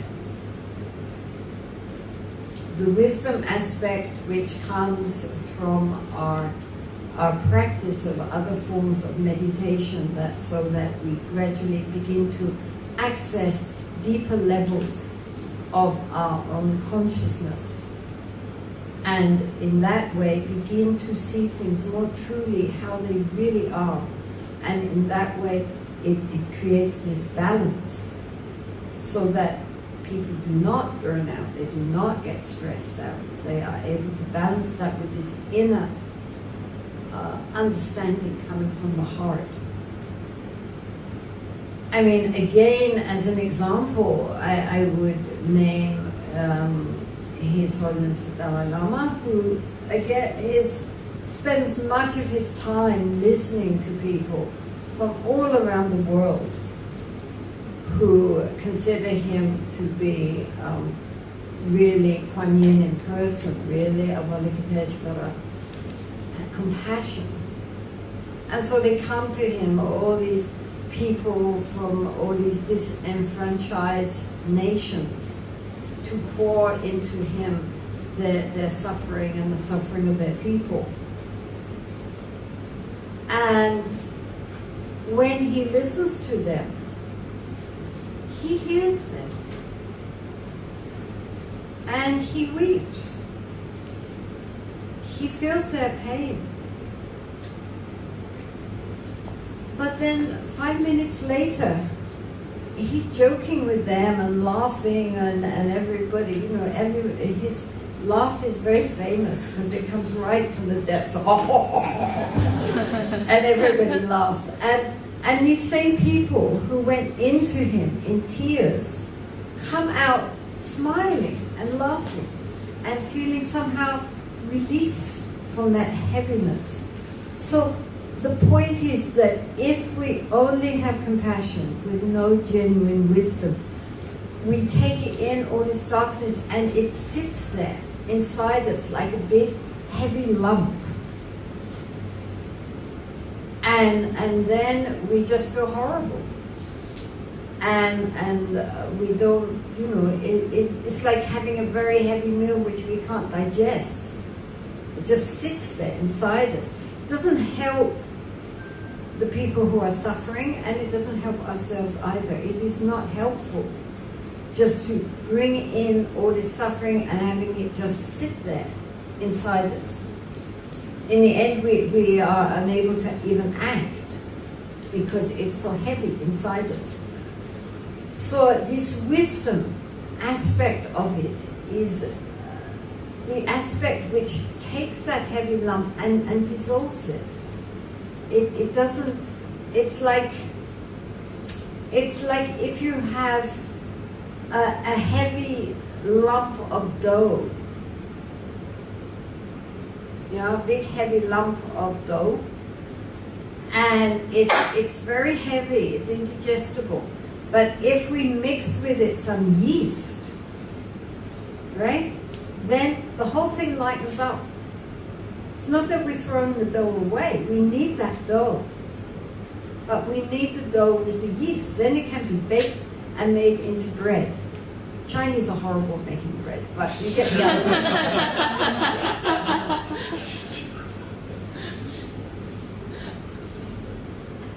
This wisdom lightens up the whole situation, and we see things from a different angle. And this is why wisdom without compassion is too dry. Compassion without wisdom is too heavy. And the two coming together create enlightenment. So, therefore, many people now in the helping professions, you know, as a social activist and so forth, also do meditation retreats.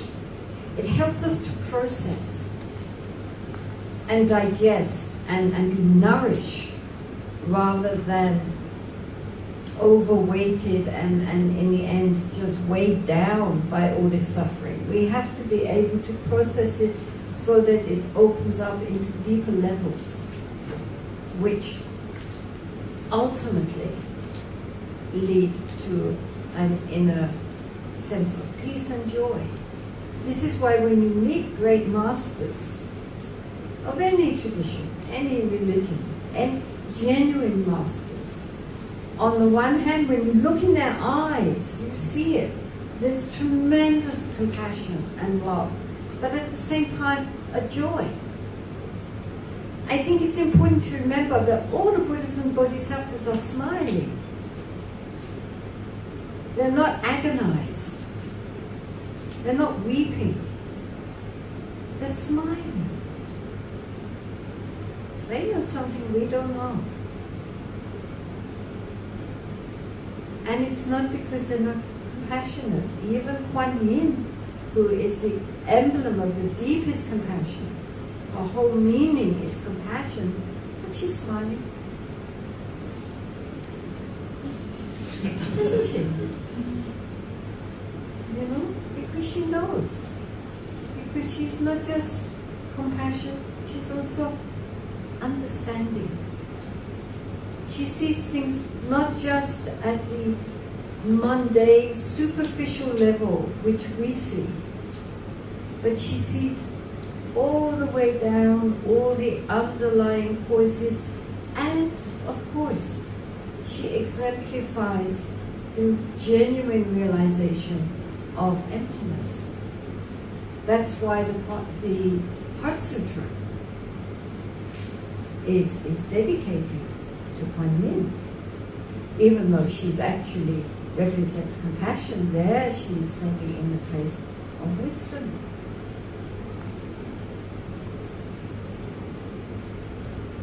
So it's very important, anybody who is working in these kind of social roles, that they have the ability to also release and open up, and don't just keep it all heavy and hard inside, because that doesn't help anybody, doesn't help ourselves, doesn't help the people we're trying to help. Really great beings in this world, if we think of the people that we really admire, they are usually very cheerful. Even though they are working hard to alleviate suffering in whatever sphere, nonetheless, they are not gloomy. People go to them because just being in their presence will make them feel better. And it's because, to whatever level they have conjoined their deep empathy and compassion with genuine understanding, called in Buddhism wisdom. So we have to keep that in mind. And I think it's really very important to make that balance, because otherwise it doesn't help anybody.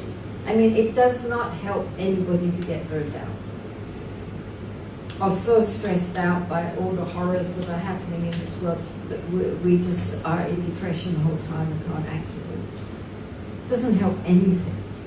So we need to have the balance between the two.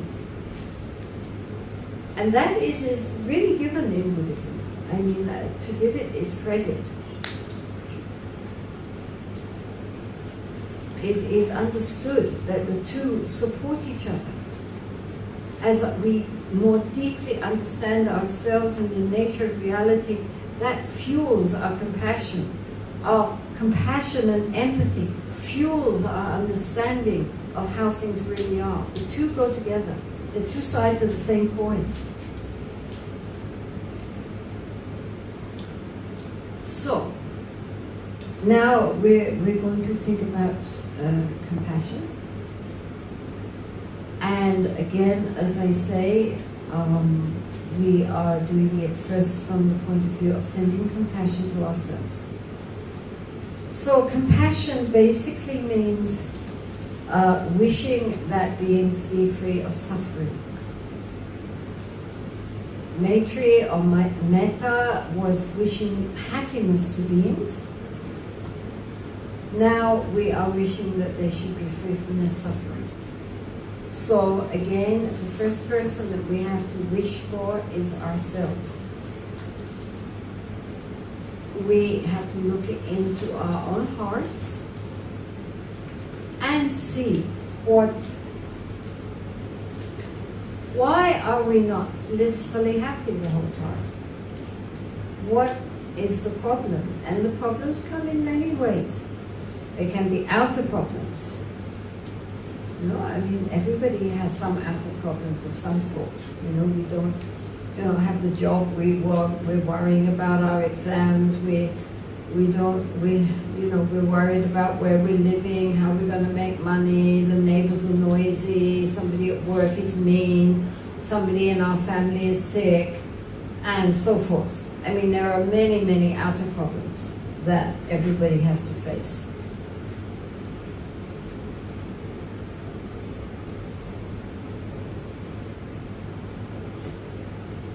And then there are all the inner problems. All our psychological hang-ups and various, when we look at our mind, we want to be loving and kind and compassionate and patient, and instead we get upset and irritable and angry and so forth. We want to be generous and contented and appreciative, and instead we find we're very greasy and acquisitive and very unwilling to let go, and so forth. We want to rejoice in other people's happiness, and we discover we really are eaten up with jealousy. We did things in the past that we really can't believe we could have done, and maybe we can't forgive ourselves. Everybody has something.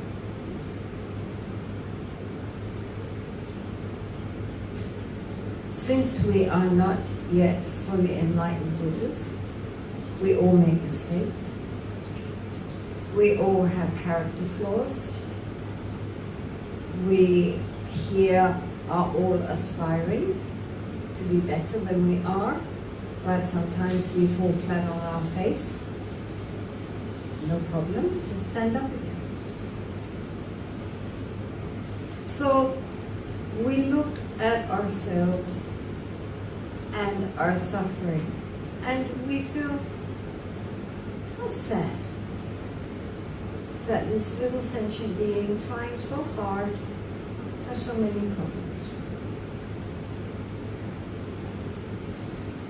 May you be free of your suffering.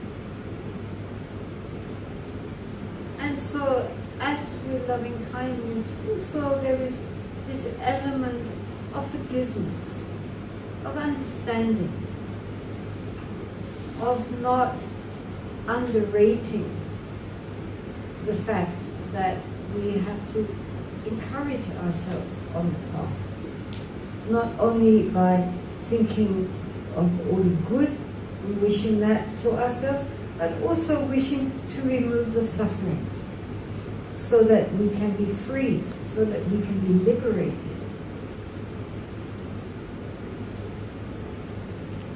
And so this compassion towards ourselves is based on a kind of empathy. We would really rather not suffer. Of course, we can learn from our suffering, we all know that. But essentially, we would rather be happy than miserable. So we just sit and think how good it would be if all our suffering could be allayed. Right? That is not being selfish, that is really being practical.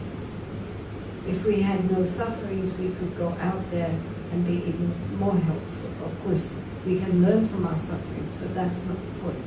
The point here is our sense of empathy first with ourselves, that we don't like suffering.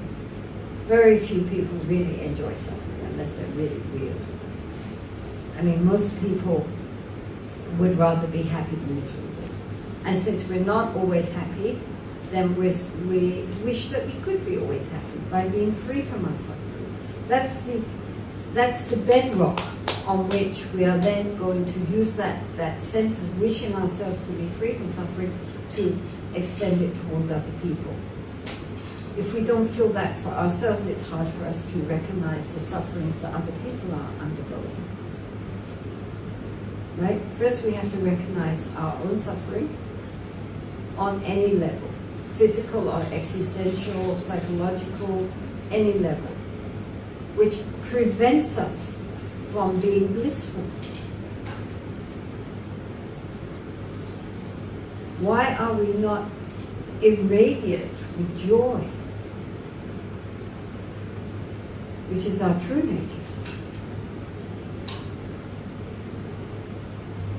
So we sit just for a few minutes and think about either we consider the problems and wish that they would be resolved and dissolved, or else again we can think of the light in our heart, and that at the moment, there's all this darkness. There's this darkness in our mind, darkness in our bodies, and that the light irradiates it, lights it all up, so everything is glowing. The light of compassion and empathy. Okay? So either we think of the light, or else we think, may I be free from suffering, and however you want to word it, this sense of feeling just, an empathy with our own sufferings. Okay?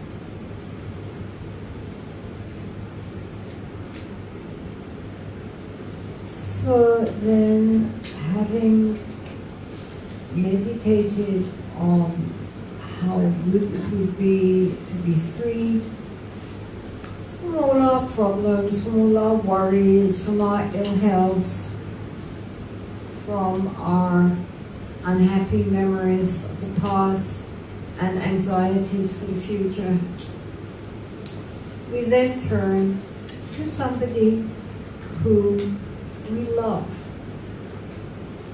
the near one. And again, that can be anybody. It can be a family member, or a good friend, or one's teacher, or anyone whom one feels goodwill towards, that one really cares about.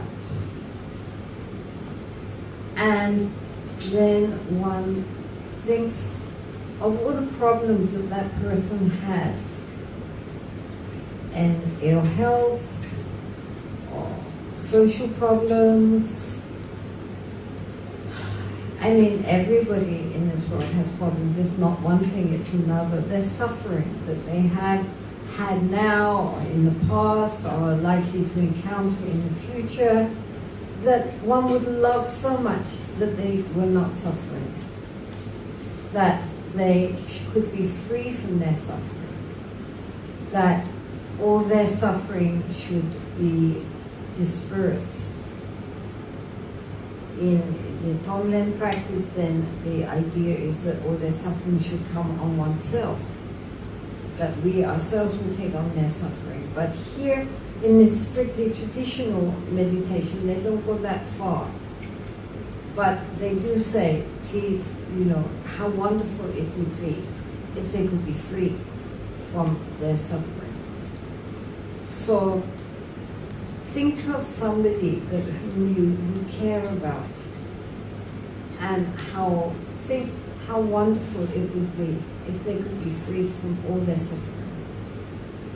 And so then either just thinking, may they be freed from their suffering, or by, again, thinking of lights going and completely saturating them so that all their suffering, all the darkness of their suffering is dissolved by the light, and that they are at peace, they are happy that they don't have to suffer anymore, either physically or psychologically or emotionally, or because of what other people are doing, or from their own side, whatever is their unhappiness. Then may that unhappiness be dispelled. May they be happy by being freed from their suffering. So again, now just think quietly. Bring to mind somebody that you care about, and just think how wonderful if they could be freed from all of their sufferings on whatever level it might be.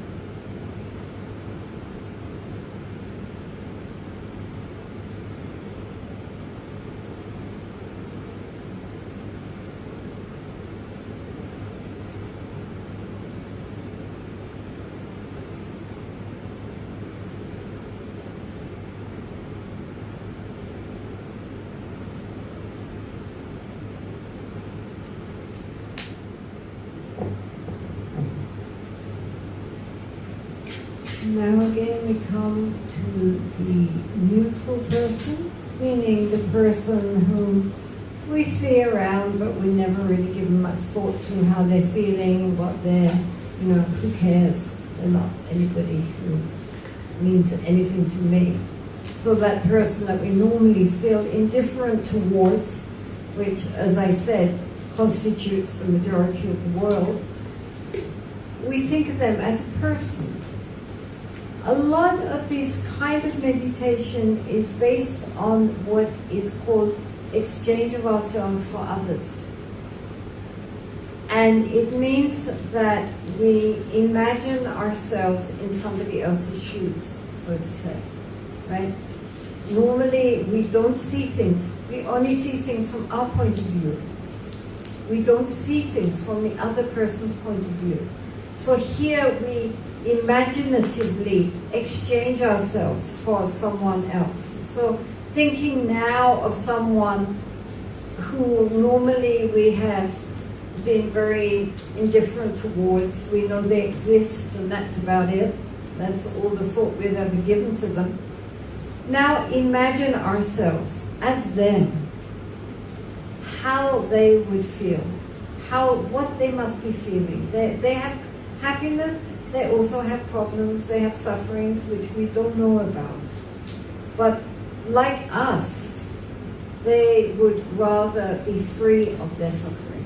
Whatever their problems and worries, so many people have so many worries. They worry about their families, they worry about their children, they worry about their jobs, they worry where they're going to live, they worry about the rising cost of living, they worry about health, they worry about so many things. It's endless.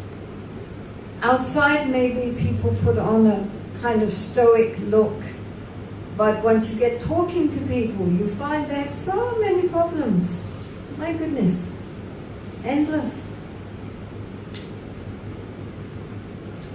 And so, with people that we don't know very well, who we just see in passing, we might not realize what troubles they have. But for sure they have troubles. And for sure they would rather be free of those troubles. So, placing ourselves in their shoes, imagining how it would be to be them, we can feel empathy. We can feel, just like me, they would rather be happy. They don't want to suffer. They have so many problems. They don't know how to solve these problems. They are feeling, so much stress in their lives. And so, focusing on that with the wish that all their problems, all their worries, all their troubles, that they may be freed from those.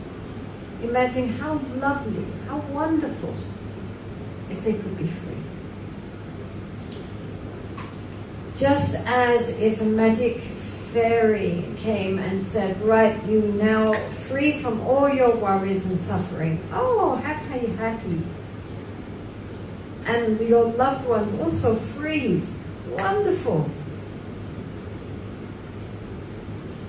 So now we are going to think of somebody that we never really cared about one way or the other, and think, for them, how wonderful if they could be freed from their sufferings.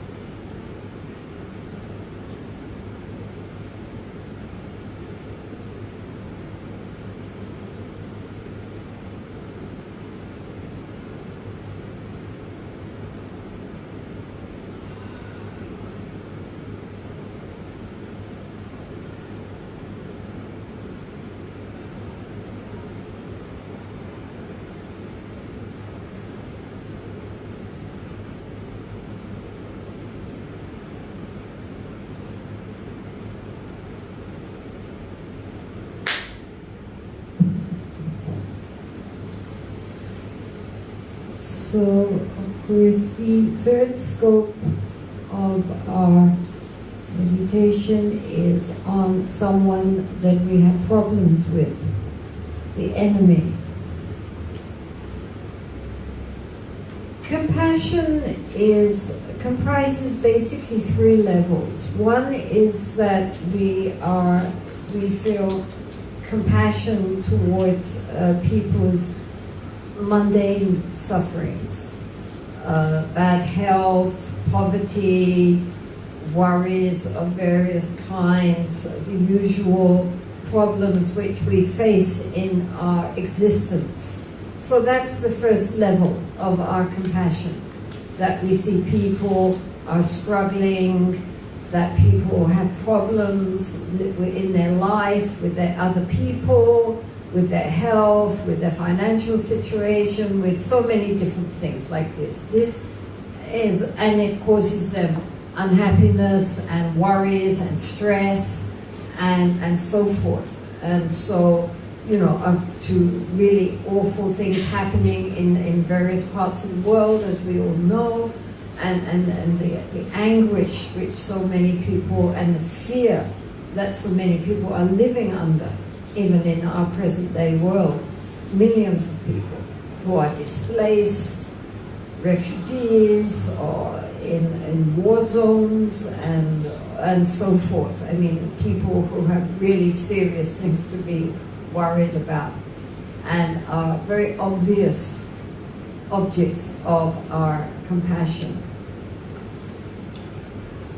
And then there is compassion directed at somebody does something which is bad, and so, to harm another being. And, like terrorists blowing people up and delighting in the fact that they've killed that many people. And so, of course, it's very easy to feel naturally compassion for the victims and the victims' families. But it's also important to extend our compassion to the perpetrators. Because, first of all, imagine being locked into a mindset that thinks it's a good thing to blow people up. Would you want that kind of mind? And think of the karma that they are creating. So the compassion also extends to that, to people who are acting under delusion and creating terrible karmic consequences for themselves. How sad. Heaven knows what's going to happen to them next.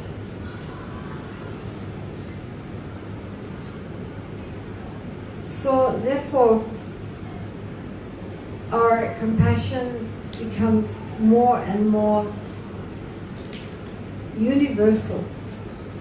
It's not just zeroing in on the victims, but also on the perpetrators. Both sides deserve compassion.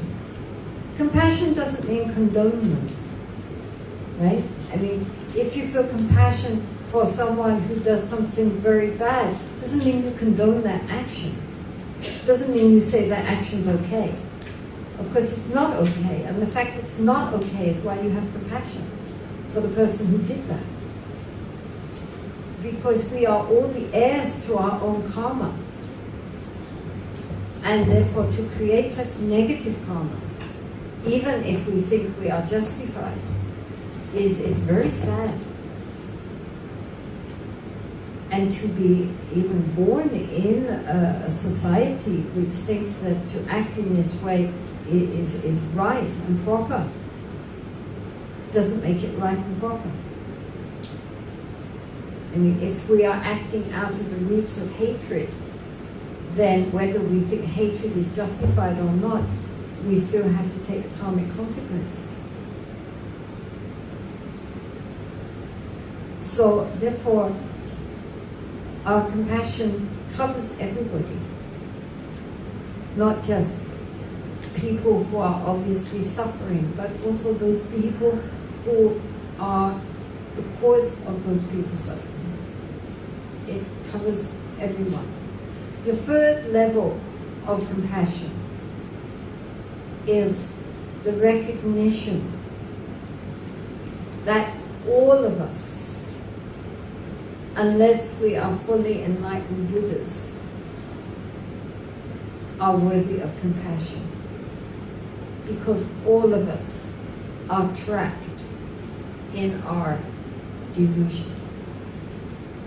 Some of us try to do, cultivate good heart. Some of us try to be kind and to be generous and to be ethical and to help others. And in this way, it's very good. But still, because we believe that our actions are performed by someone called me, we are still trapped in samsara. We are still in this prison. Right?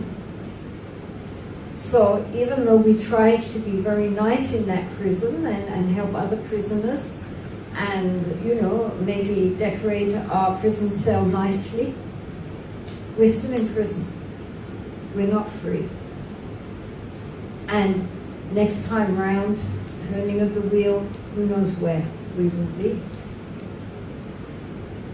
And so therefore, all of us, unless totally liberated, are worthy of compassion. So that level of compassion, the more wisdom someone gains, in other words, the more clearly they see the situation and how things really are, the deeper their spontaneous universal compassion will be. Because they see, we all have the potential, we all have Buddha nature, and yet because we don't realize that, we are caught up in our grasping and clinging at this autonomous, solid me at the center of everything, which carries along with it all the endless karmas in an unending circle until we can break free.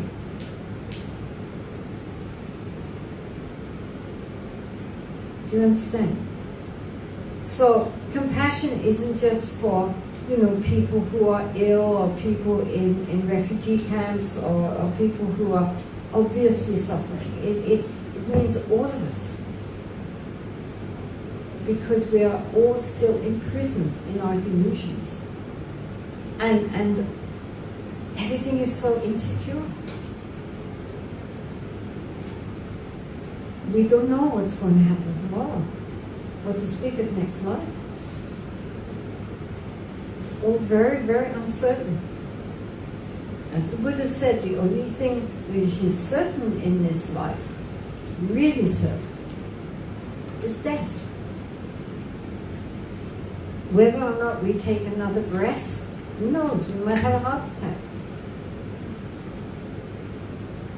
Death is absolutely 100% guaranteed. We can rest assured in that one. We're all going to die. Beyond that, we absolutely do not know. And so that also that underlying insecurity is a cause for compassion.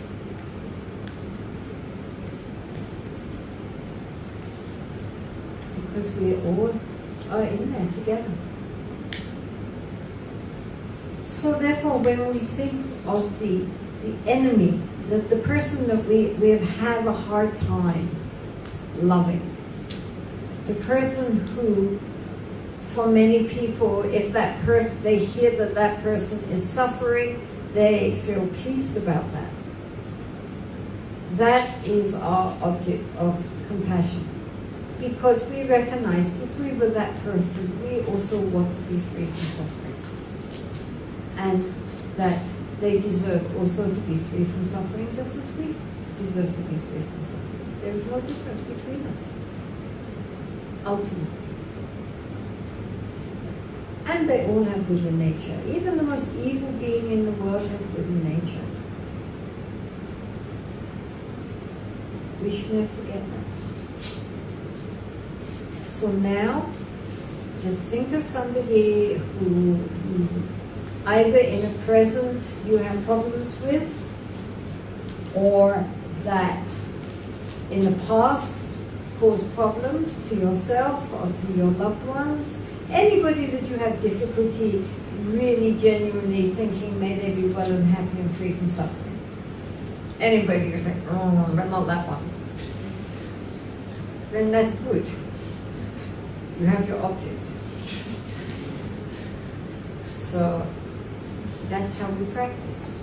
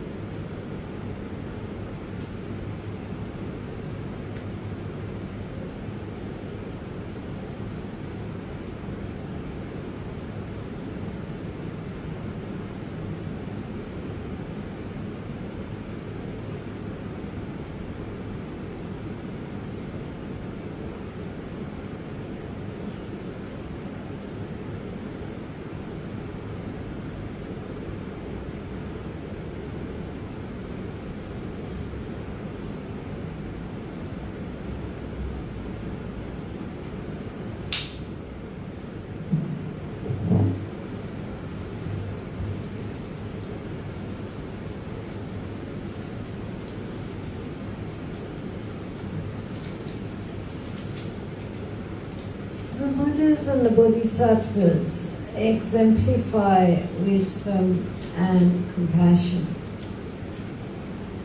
But they are not gods, they are not deities.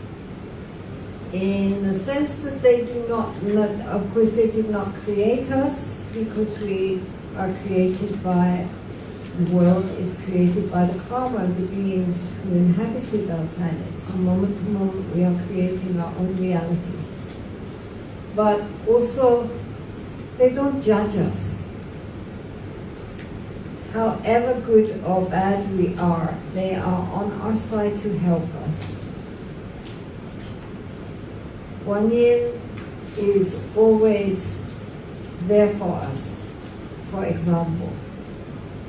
I don't know in the Chinese version, but in the Tibetan version, the 1,000-armed Guan Yin has an eye in every hand. Does she in the Chinese version? Do they have an eye? Yes? Yes. Because it symbolizes that not only does she have the compassion, but she also sees very clearly what to do in any given situation, right? Because we can have blind compassion, you know, and that doesn't help anybody. But wise compassion sees the situation very clearly.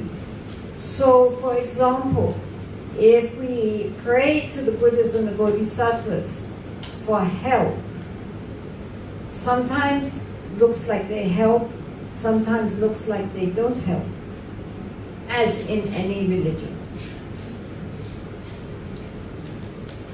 And I think the reason is twofold. First of all, that of course if they could help, they would. But what we, with our little ego mind, think of as help might, on the ultimate picture, not be helpful. First of all, we are the creatures, the heirs of our own karma, and that the Buddhas and Bodhisattvas cannot overcome our karma. I mean, if somebody is very sick and we pray for their life to be extended, like to the medicine Buddha or the Guan Yin or to whoever, if it is suitable and if they have the karma to keep on living longer, then that could happen. But if they don't have the karma for that, I mean, it could happen that they then are revived and they go out and get hit by a bus. In other words, they just don't have the karma. I mean, they've got to finish that. This lifetime is finished, whatever we try to do. Plus, when things happen to us that we don't like, we always want things to go how our ego wants them to go. And so we have a very small, narrow view of what is good and what is not good. But the Buddhas and Bodhisattvas see the whole picture. And they can see, as we dealt with yesterday in these verses, that sometimes very, what appears from the point of view of our self-cherishing mind as something very negative might be exactly what we need for our spiritual evolvement. If things always go very nicely, very pleasantly, it's all very good, but we're not really maybe learning much. Sometimes the very difficulties which we are facing, however difficult that may be at that time, is exactly what we need to go on to the next level of our development, like being at school. However difficult the exams are, if they're too easy, it's not useful. And so therefore, you know, if you have a broad view and you can really see past, present and future in this moment, then, you know, sometimes it's better not to interfere. And so then that might look like, oh, they didn't answer my prayers. But if they didn't, it was for a reason. Either you don't have the karma for it happening the way we want it to happen, or because in the ultimate reasoning of how things are going to unfold, it would be better not for that to happen, even though we want that to happen. Because the Buddhas and Bodhisattvas are motivated by their compassion, but that is conjoined with their wisdom. They see things as they really are. So we have to have faith in that whatever happens is a lesson for us that we need to learn. And sometimes lessons are very hard. But if they're not, then we're not learning much. If it's all very easy-peasy, then what? So therefore, we don't need to resent when things are difficult. We can ask ourselves the question, how can I deal with this situation skillfully? And what can I learn from this? So the compassion of the Buddhas and Bodhisattvas is omnipresent and totally universal and totally non-judgmental. And they're not favoring one over another. They see us all as being completely equal and like their own child. But like a child, if you do everything for the child and give in to all your child's wishes, you're going to end up with a very, very messed up, spoiled child. You know, a good mother knows when to say no. However many tears the child and tantrums the child may throw, isn't it? So just sit now and visualize sending out light, as I say, around this planet, especially to those areas which are in deep suffering right now. Visualize this light of compassion dispelling all the darkness of their fears and their grief and their anxieties. Not only the human beings. When there were the earthquakes in Nepal a while back, we have many Nepali nuns also. And of course, all our nuns who are from Himalayan regions empathize very deeply with the grief of Nepal and did many prayers, and they also collected, I was surprised how much money between them to offer to them, considering they get almost no pocket money. Where did all that money come from? But they offered it all very nicely for the relief in Nepal. And then somebody said to them, oh, it's very good that you're praying for all the people in Nepal. And the nun replied, we're also praying for the animals. We're praying for all sentient beings. So we have to remember that when we are thinking of the suffering in the world, not just human suffering, animal suffering, fish suffering, bird suffering, insect suffering, all those sprays.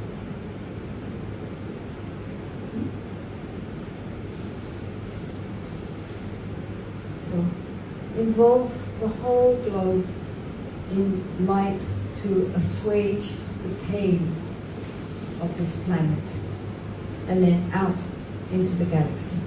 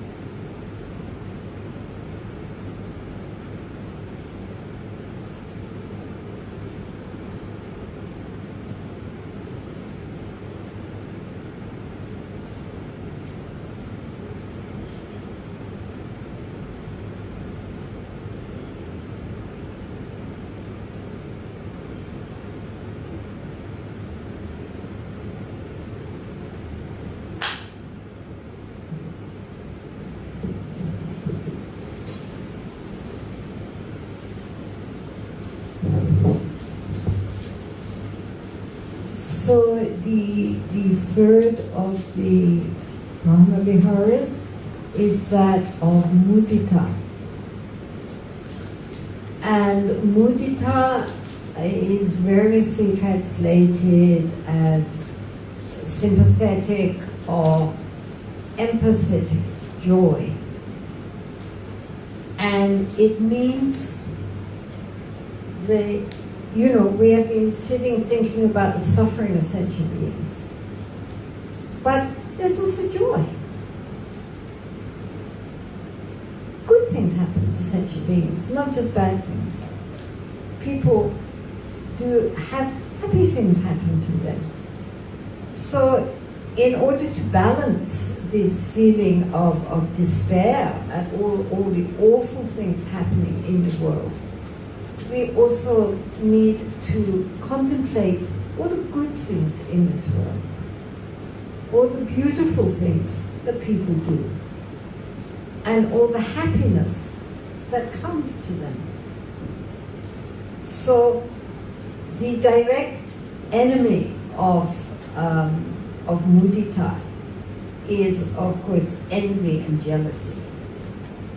Because that means that when something good happens to somebody, we have an instinctive feeling, oh, why did that happen to them? It should have happened to me. And if, for example, someone gets a promotion, or suddenly they get a raise, or they pass their exams and we don't, or something happens that, we think, why did that happen to them? I wanted it to have happened to me. And instead of rejoicing in their happiness and their gain, we resent it, and we feel jealous and envious of their happiness. And that's a very mean state of mind, to feel jealous of another person's happiness. So the antidote to that mean-spiritedness, is this quality of rejoicing in others' happiness. Well, yes, I wanted that, but they got it, so they must be very happy, and I'm happy for them. I'm happy they're happy. Then it's a double plus, because then, if we get it, we're happy. If they get it, we're happy. We're happy. And that fills the heart with a lightness, whereas envy and jealousy is a very poisonous emotion. It's a very uncomfortable emotion. Doesn't help them, doesn't help us, doesn't help anything. It's a horrible emotion. And so rather than that, to really work on thinking of things which other people have, which give them delight, and being happy for that. So not only things which happen to people, we can also think of beautiful things that we hear about in the world. If you turn on the television or you look in the newspapers, it's all about all the awful things that people do, mostly. I don't know here, but certainly in India, it's all the rapes and murders and corruptions and, very depressing. But even then, in Indian newspapers, which are full of rapes and corruptions and murders, every day they have a little column called the speaking tree. Or in another newspaper, it's called a different name. But these two main newspapers, they both have a column. And on the weekend, they have actually a double page, a whole section, which is devoted to spiritual counsel, spiritual sayings of any religion. So you get Hindu, Muslim, Buddhist, Christian, Judaic, Sikh, whatever, Jain. But there's always, in the midst of all this other stuff, all this bad news, there is the voice of sanity there. The voice which is pointing to something else beyond all this corruption and murders and all this sort of stuff. It's very, I don't know, somehow to my mind it symbolizes India. You know, on one level it's such a mess and so chaotic. But in the center of it all there's something. You know, there is an understanding that, I mean, many times you meet kind of like government officials, etc., and, you know, government officials are government officials or politicians and so forth, but then they'll undo their shirt and pull out their medallion or say Om or a picture of their guru or whatever. You know, it's always there, just under the surface. It's what makes India sort of intriguing in a way. So in the midst of all this, you know, samsaric nonsense, there is a voice of sanity placed there. And likewise, in the midst of all our sufferings and problems and worries, there is still, for almost everyone, a joy. Something good which is happening for them.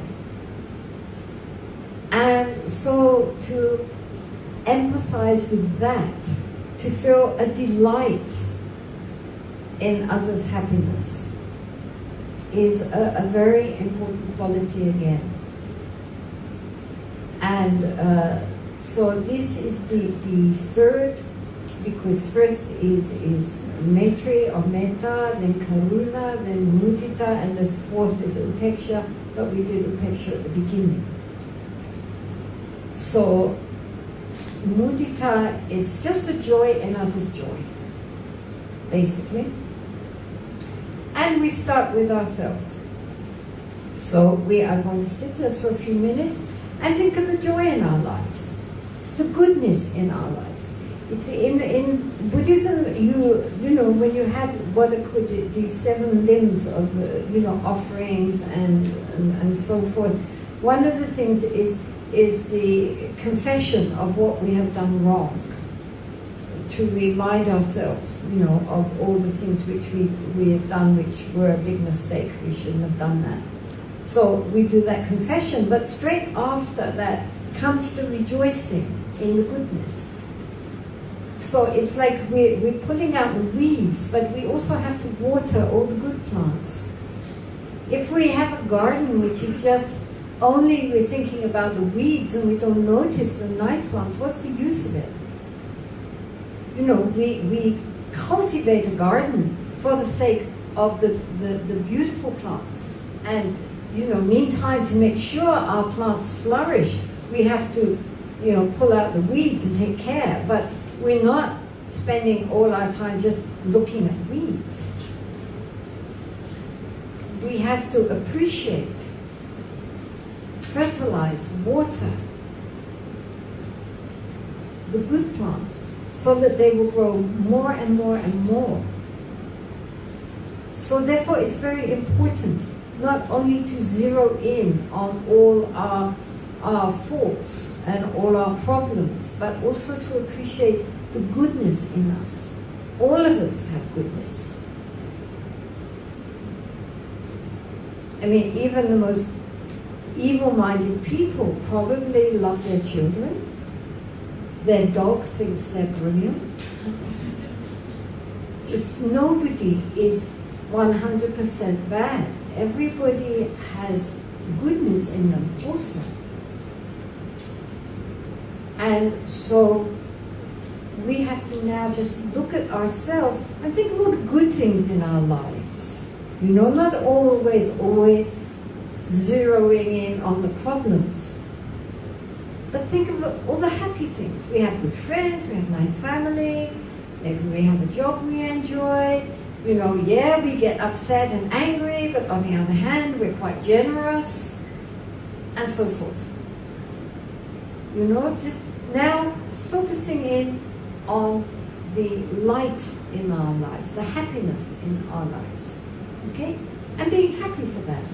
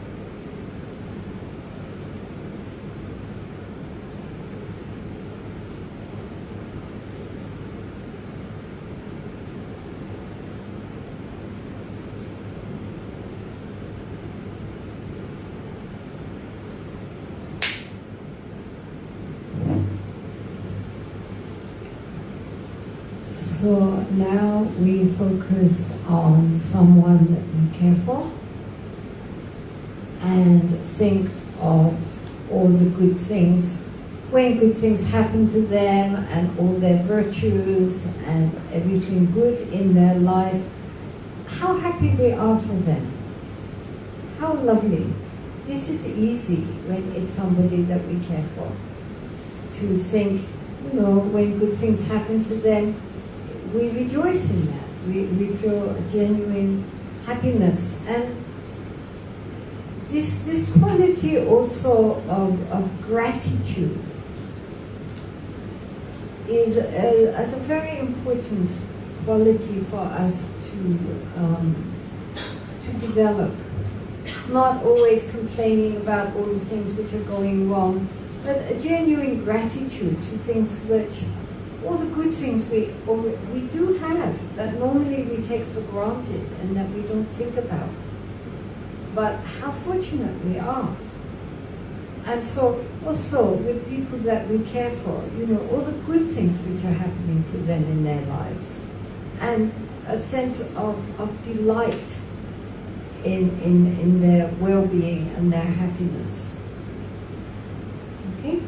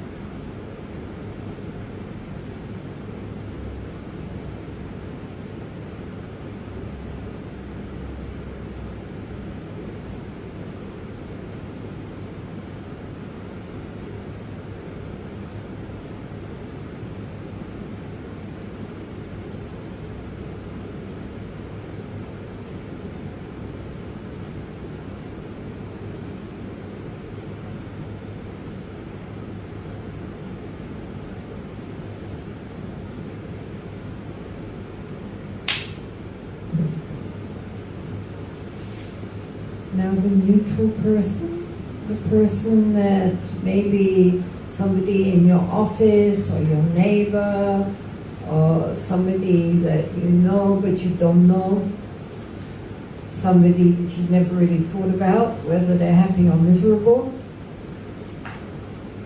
So now just think, that person, they have some joys in their lives, some nice things happen to them, and, just feel happy for them that this, that they do have good things happening in their life. and that they experience joy. And just imagine you were them and how it would be to be them having this joy. It would be so nice, and we're happy for them. Okay, just think about somebody and think of how nice it is for them when something good happens.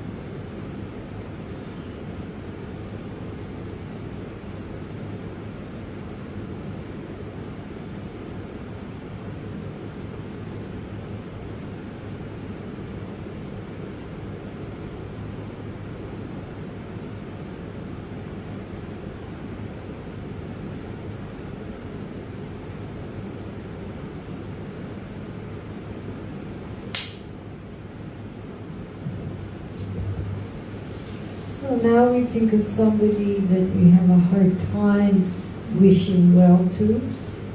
Somebody who, if something good happens to them, we would automatically wish that it hadn't happened.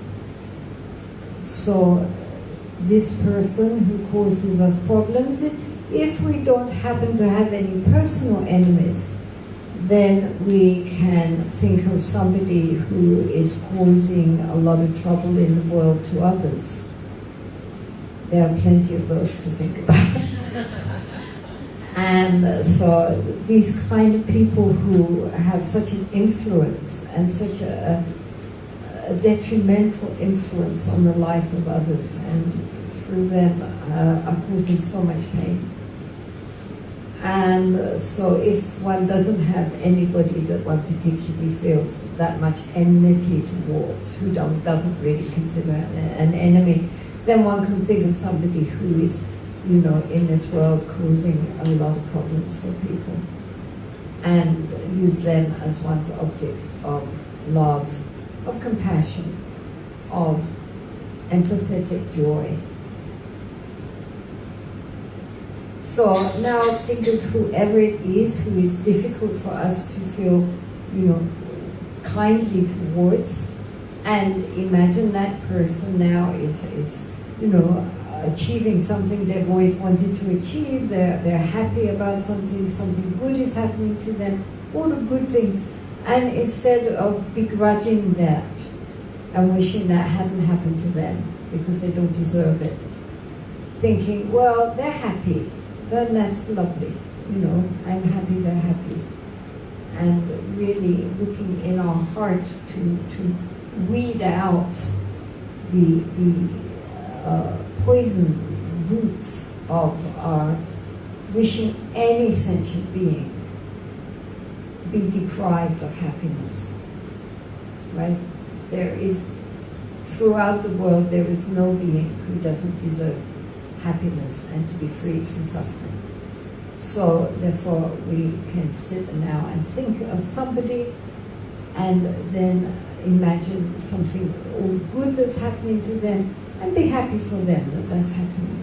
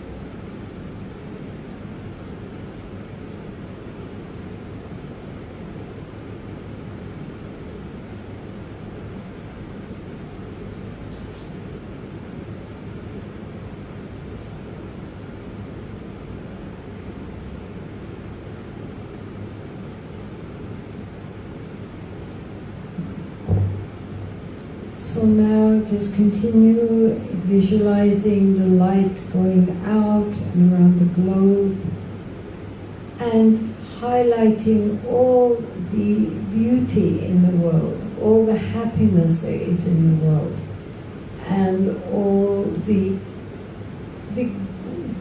beautiful things that people do for each other. So much generosity, so much kindness, so much compassion in this world. There is so much goodness here. People are extraordinarily generous of heart all around the world. And so just feel rejoicing in that goodness, in that kindness, in that compassion and love. And imagine again that the light completely soaks into the whole of this globe, filled with love and compassion and delight in goodness.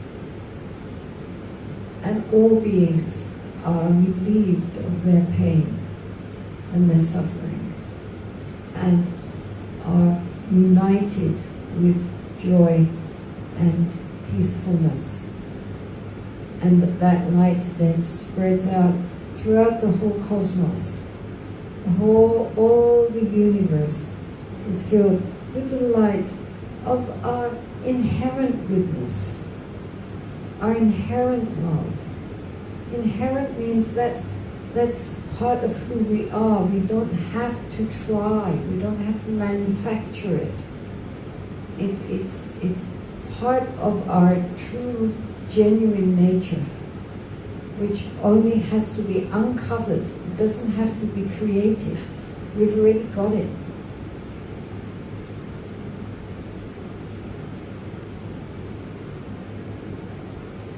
So just think of this light illuminating the whole universe. The light of our inherent wisdom, compassion, and love.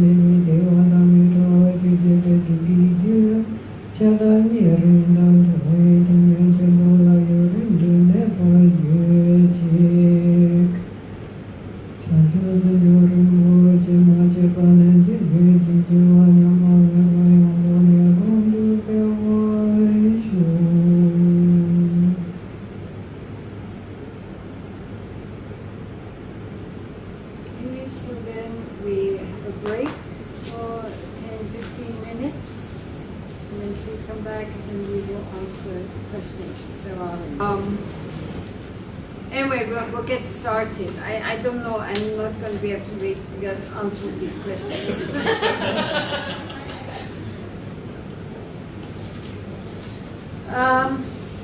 But we'll get started anyway and see how many we get through. I have a problem loving myself. I feel uncomfortable when someone helps me and does good things to me. I feel I'm not deserving. Please advise how I can find out the cause of this, and then I can love myself. Yes, this, I say, is a very common problem.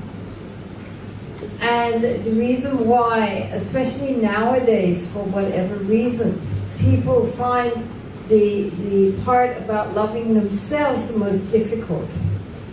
I mean, we imagine that actually we're all we are all very selfish beings, but in fact when it comes to actually loving ourselves or feeling deserving, we have problems. So this is why it's important to really keep going on this.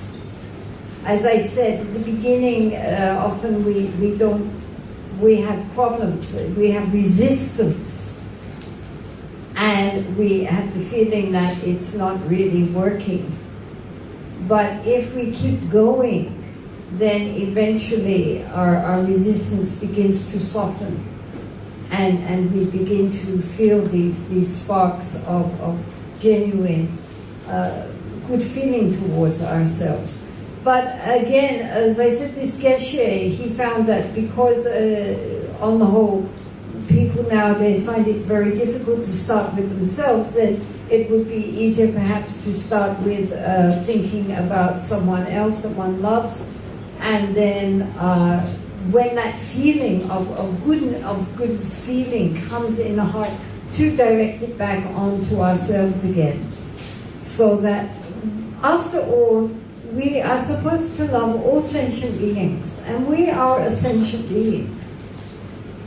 What is more, we are the sentient beings that we are most responsible for. So it is ridiculous that we cannot give at least some thoughts of kindness towards ourselves first. This feeling of being unworthy obviously is something which comes from some kind of childhood upbringing, that perhaps we were told that we were not important. I don't know whether this person is Asian or not, but often in Asian society, also girls are given the impression that they are, not so worthy of attention and love as the male members of their society, so that they grow up with this feeling of low self-esteem, and that they don't deserve anybody to be good to them because they made an unfortunate rebirth in a female form. So if that is also part of the problem, then of course that is absolutely ridiculous, and we should recognize that. And the fact that we are not worthy of love is also ridiculous. We shouldn't always believe what we tell ourselves. And so, therefore, it's important. In all these meditations, at the beginning, they don't work. It's very rare that somebody just starts working immediately. Usually, at the beginning, there is a lot of difficulties, a lot of problems, a lot of resistance. And those who succeed are those who keep going, right? Ignoring all the inner resistance, we just repeat it every day. 5 minutes sitting there, sending love and good feelings to ourselves, and then sending it out. If we can't deal with, we have no time for, people we love, neutral people we don't love, then we just imagine sending it out throughout all the world, and especially where it's most needed. But we have to start with ourselves and not listen to the nonsense that we tell ourselves about our unworthiness, because that is, not only is it not true, but it undermines our whole spiritual path. So what's the point?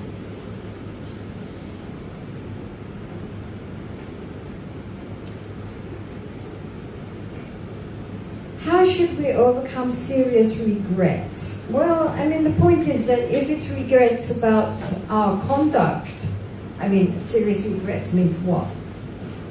We could regret all sorts of things. But if it's regrets concerning our conduct, that we regret things which we did in the past, the fact is to remember that we've all done things which we're sorry for. Almost nobody gets to a certain age without being able to look back and thinking, oh, why did I do that? And that is part of the process. So normally, at least in the Tibetan school, you start with, if you think of something which really disturbs you, then you feel remorse, like you regret it. Then you promise not to do that again. Because if we really regret something, we will try not to repeat that, right? So then we promise not to repeat it. We take refuge from our heart in the three jewels, or the bodhisattvas and the Buddhas. And we try to do some kind of purificatory practices like prostrations or whatever. But the most important thing is that we recognize we did something wrong, we feel remorse, We accept that we did that wrong, and then we let it go. I mean, why hold on? And why hold on especially to all the wrong that we've done and not think about all the good we've done? There's no point in, in Buddhism there's no idea of guilt. Yes, you have remorse. You're sorry you did something, right? I did something and I really regret that I did it, but it's done now. We accept we did it. That wasn't so cool, but anyway, it's done. Let it go. We don't need to hold on. We cling to all the wrong things.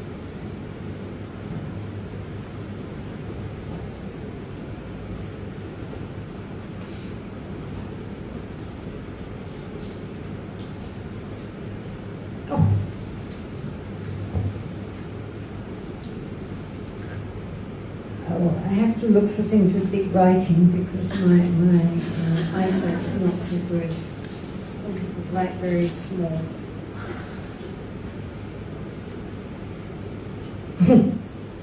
If somebody wants to be our partners but we don't, what shall we do? We shall say no thank you.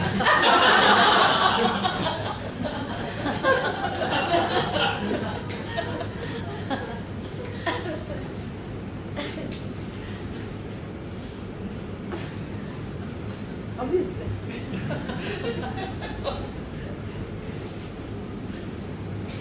I mean, we can say it's very kind of you, but no.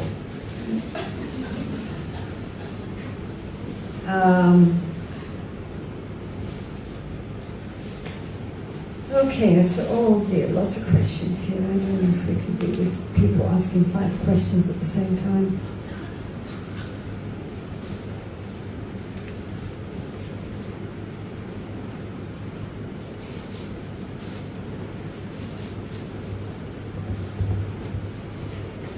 How do we express our loving kindness to make a difference in the world when it is seen as superfluous in a world of economic rationalization? For example, all refugees deserve a place to live and be allowed my eyesight's terrible. Against the argument of who pays for this and where do we physically accommodate them, is there any advice on how not to get disheartened? Well, I think first and foremost, we have to recognize this is samsara. This is the realm of birth and death, and birth and death, and birth and death. And the Buddha said right from the start that rebirth in samsara is very unsatisfactory. It's dukkha. And we should never think that no matter how technologically or economically advanced we become, dukkha is going to ever really abate. There's always going to be something. I mean, if you know anything about history, you will see that the world has always been in a mess. There have always been wars. There have always been refugees. There have always been the transportation of whole huge groups of population from one place to another. There have always been famines and floods.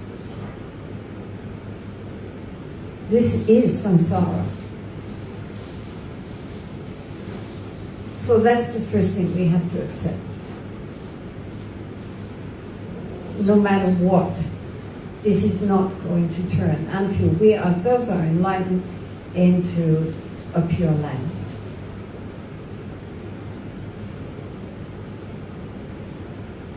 So, all the more reason for developing these positive emotions in a world where such positive emotions, actually they are appreciated. I don't think it's true that, thank you, sweetheart. That was quick. I don't think it's true that that people don't appreciate kindness. Being kind, having compassion, isn't a weakness. It's a strength. Being self-centered and aggressive is a weakness. And so the people we really admire in this world, if we think about it, are all people who demonstrate loving kindness and compassion and goodness in the face of great obstacles. I mean, the people, no matter what, that we admire as heroes of the spirit are always people who exemplified goodness in the face of evil. And that is so today also. Within us, there is something which recognizes goodness. And we should not mistake goodness for weakness. Just as we should not mistake patience and forbearance as weakness. That's a strength. The idea of that every time something upsets us that we get angry, or that we only think about our own benefit and never think about the benefit of others, that is weakness. That's a very severe weakness of the spirit. And even if it, at the moment, appears to pay off, in the future, it will have its own repercussions karmically. So I wouldn't worry what other people think. Be kind, be honest, be generous. It has its own reward. And as to the refugees and so forth, we do what we can, but as I say, this is samsara. We cannot solve all the problems of the world. If we try solving one, another one comes up. Like waves on the ocean. Samsara is compared to an ocean because there are waves, and waves go up, and waves go down, and waves go up, and waves go down. And if the problem isn't in one place, it will be in another place. Nobody can solve all these problems. We do what we can do within an area which we feel we can be of help. We do what we can do, but don't think you're going to solve the world's problems. Even Guan Yin can't do that. If she could, she would. But she looks at us all and goes, not just yet.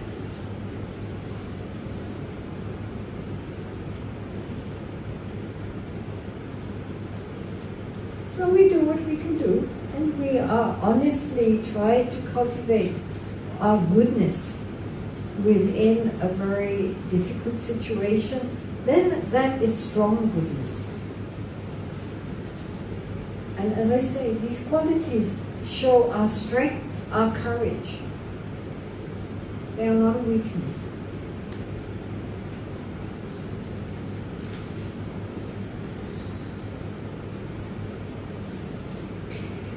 So, loving kindness in the neutral, right? Can it be towards a homeless person? I have seen only once. Of course. Put yourself in the place of that homeless person. Give them love. Think of all their problems. Think of when they get something good happening for them, how happy they feel. Put yourself in their place. Yeah, of course. How do we wake up from meditation? How do we wake up? Have you gone to sleep?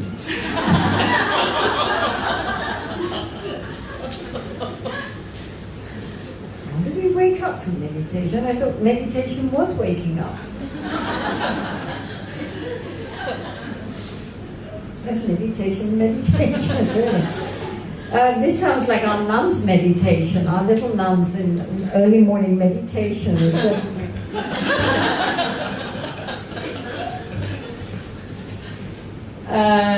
Compassion. By thinking about terrorists, will I not open my heart to unwanted emotions? Should I have practiced to achieve a higher level of compassion before I try this? Well, I mean, I think we have to accept the fact that there is a lot of evil in the world, and if it is too painful to start with that, then you can start with something less, overwhelming. Yes, maybe in the beginning just start with something which is really bad and makes you very upset, but is not so completely engulfing as all this rise in very vicious terrorism. But slowly also, we need to look at these situations and see, feel this compassion for the mindset of these people who do these things, thinking themselves to be so right, and rejoicing in all the problems and the horror that they cause. I mean, it's not only that they do these things, but they rejoice in them. And the incredible negative karma which they are causing, not only the pain and hurt to their victims, but imagine what seeds they are planting for their future. I mean, terrible. They think they're going to heaven.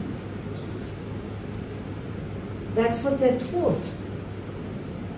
Or these suicide bombers believe they're going straight up. And in fact, of course, they're going straight down. I mean, that's so sad. They've been so deluded, so misled, so brainwashed. It's very sad.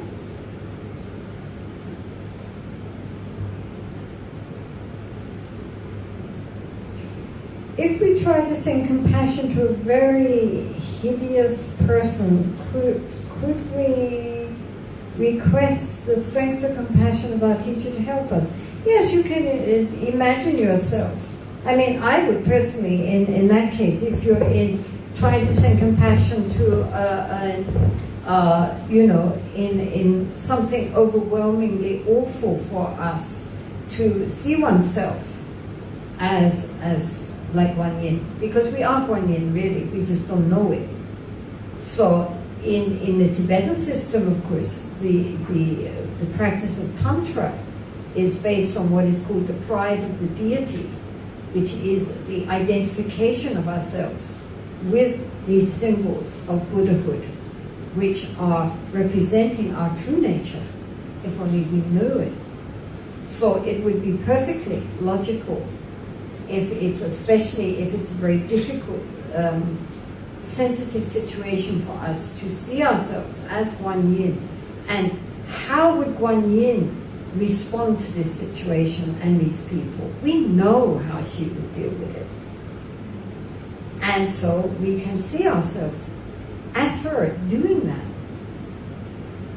And then we get her strength, her courage, her wisdom, along with her compassion, which is a mirror of our own genuine inner strength, of our wisdom. Buddhahood is wisdom and compassion and power. Power in the sense of the ability to put that wisdom and compassion into action. Right? I mean, if we have lots of wisdom and compassion, but we're impotent, we don't know how to act, then it's not much use. So you need the three together. Just being powerful without wisdom and compassion can be very negative. But the three going together are insurmountable. So yes, see yourself in that form. Why not?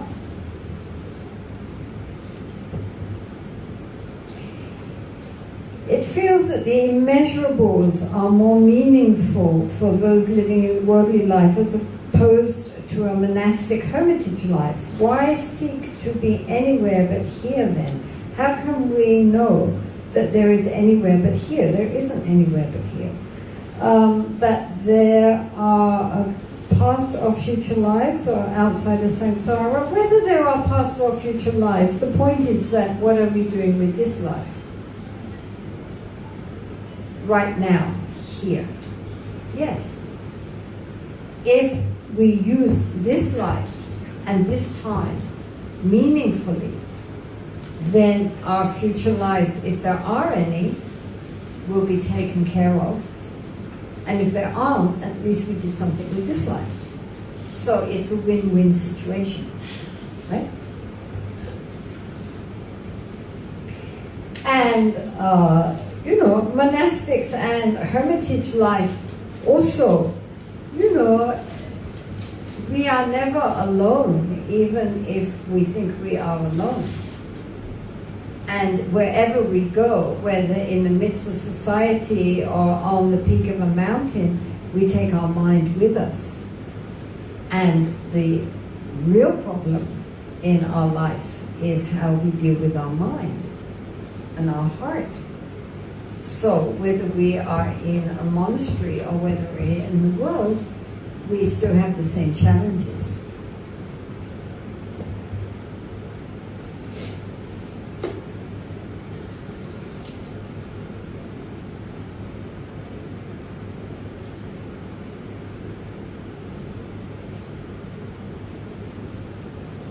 A story about metta. To sacrifice oneself to sacrifice one out of the four. Me, my best friend, a neutral person, and an enemy. If I say, let me sacrifice myself, I am not having metta on myself. If I say, let him be sacrificed, I'm not having metta on him. What is the solution? Really, people's minds are very interesting. Well, I mean, this is purely hypothetical. It's up to you to decide. But I mean, I assume that if one had of the four to sacrifice anyone, then if one sacrificed oneself out of love and caring for other people, then that would be metta also to oneself. Because one would be happy to, like a mother with a child. If a child somebody said, either you can die or the child will die, the mother will naturally say, take me. And the fact that the child will not be harmed, she would be happy to go on behalf of that child. So she would not even see it as a sacrifice. It would not be a lack of metta towards herself, because she would rejoice to be able to give herself if the child would be unharmed. So dying or not dying, sacrificing yourself or not sacrificing yourself, depends whether to you that seems like a bad thing or a good thing. Do you understand? I mean, like, as I say, as a mother with her child, she would gladly do anything for the sake of that child, and she would not regard it as a sacrifice. She would regard it as her joy to help the child.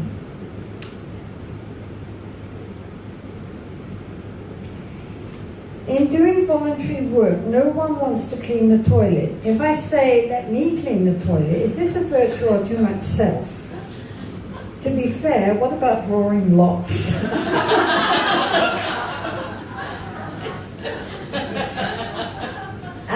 Actually, I mean, this of course does bring up a point that we can begin to become too sacrificing, in the sense that then we are,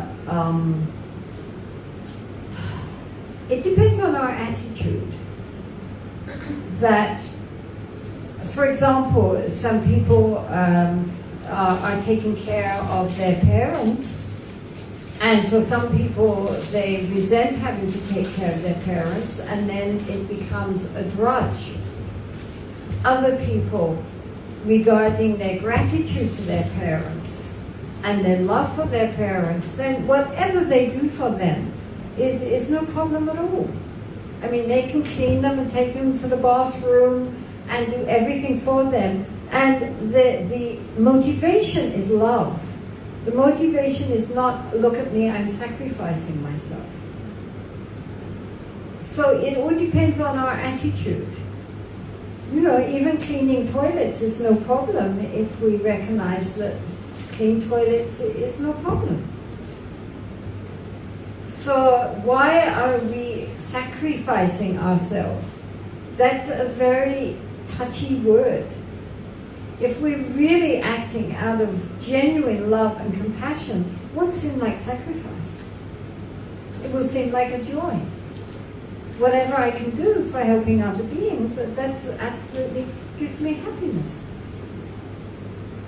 If we think of it as being, you know, we're doing it because we know we should and we have to be good and it's our duty, then it becomes something very onerous and heavy. But if we genuinely love doing it, I mean, like a mother with again, back to a mother with her little baby, you know, the baby's shitting all the time. The mother doesn't see that as a sacrifice to have to clean her baby. She doesn't even think about it. You know, the baby needs to be cleaned and she loves the baby while she's cleaning up all this shit. You know, she doesn't say, God, this kid, I feed it and it shits and throws it out.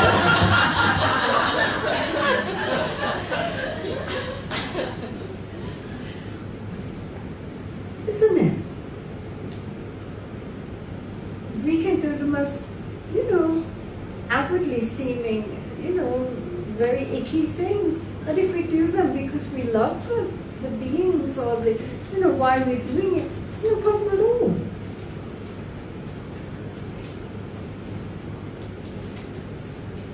This is why it depends on our attitude, on our motivation.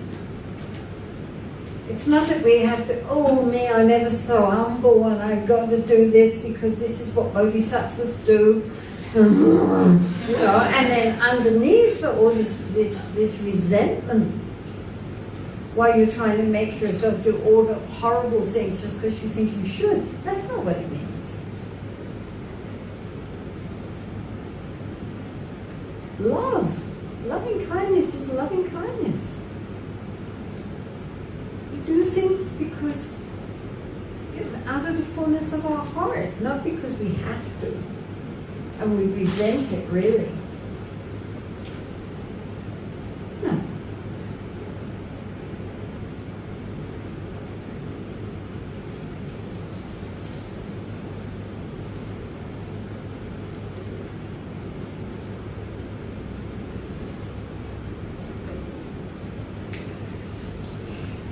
In the forest, if we do metta meditation, we may be safe from tiger's attack. Can we do metta meditation in a hotel when we travel to another country? Will it be safe from spirit attacks, ghosts? Or is it better to chant a mantra? Can you tell us if you meet any high spirits in your 12 years in the mountain? Can you tell us if you are enlightened? Well, I can start with that one, no. Definitely not. I didn't meet any high spirits. I only met very ordinary local spirits. Who were very friendly, but very, very unhigh. Nothing to get excited about. Well, you know, of course, if you do metta meditation, to tell you the truth, you are likely to attract ghosts. Because spirits who are unhappy will undoubtedly want to come close to someone who is sending out love. This doesn't mean you shouldn't practice metta. This means that you should extend your compassion and love to all beings. Ghosts are not going to hurt you. They are unhappy spirits. They need our love. They need our help. So don't be afraid of spirits, even if you meet any, which is very unlikely in a hotel.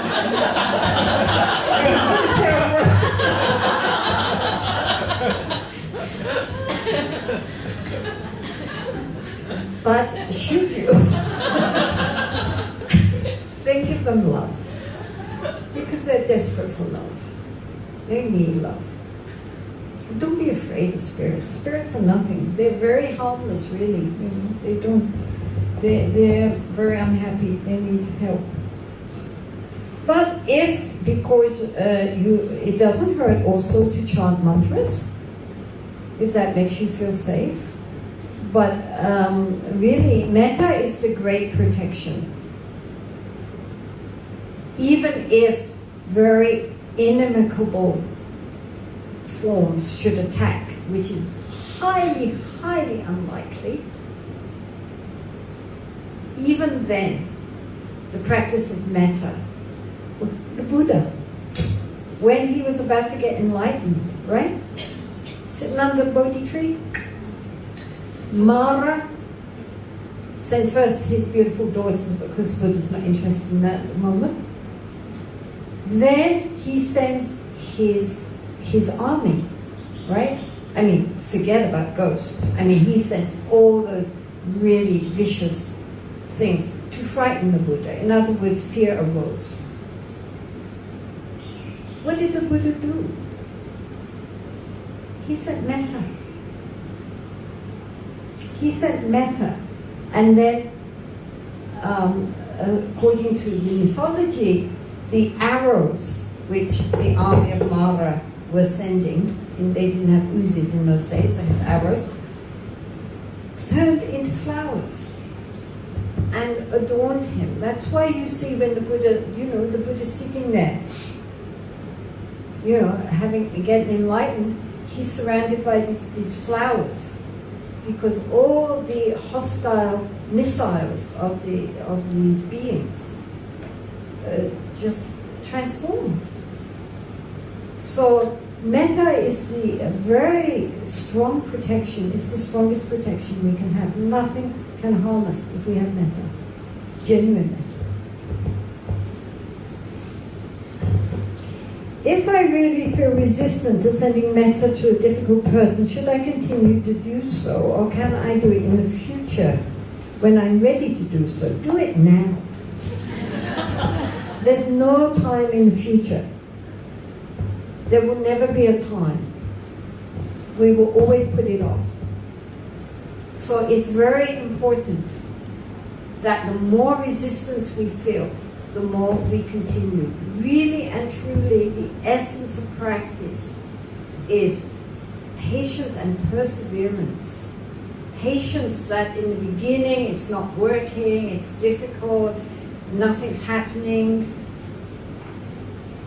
And perseverance, that despite the fact that it doesn't seem like anything's happening, there's lots of resistance and lots of problems, we keep going. So don't put things off to the future, because the future, as they say, never comes. We always can procrastinate. We can always find excuses for not doing things. So the only thing to do is to make the determination to do it and just keep doing it. Even if for 1-2 minutes, it's better than not at all. If we really focus, even for 2 minutes, slowly, slowly that percolates through our consciousness. And then that difficult person, at some point, no longer seems so difficult.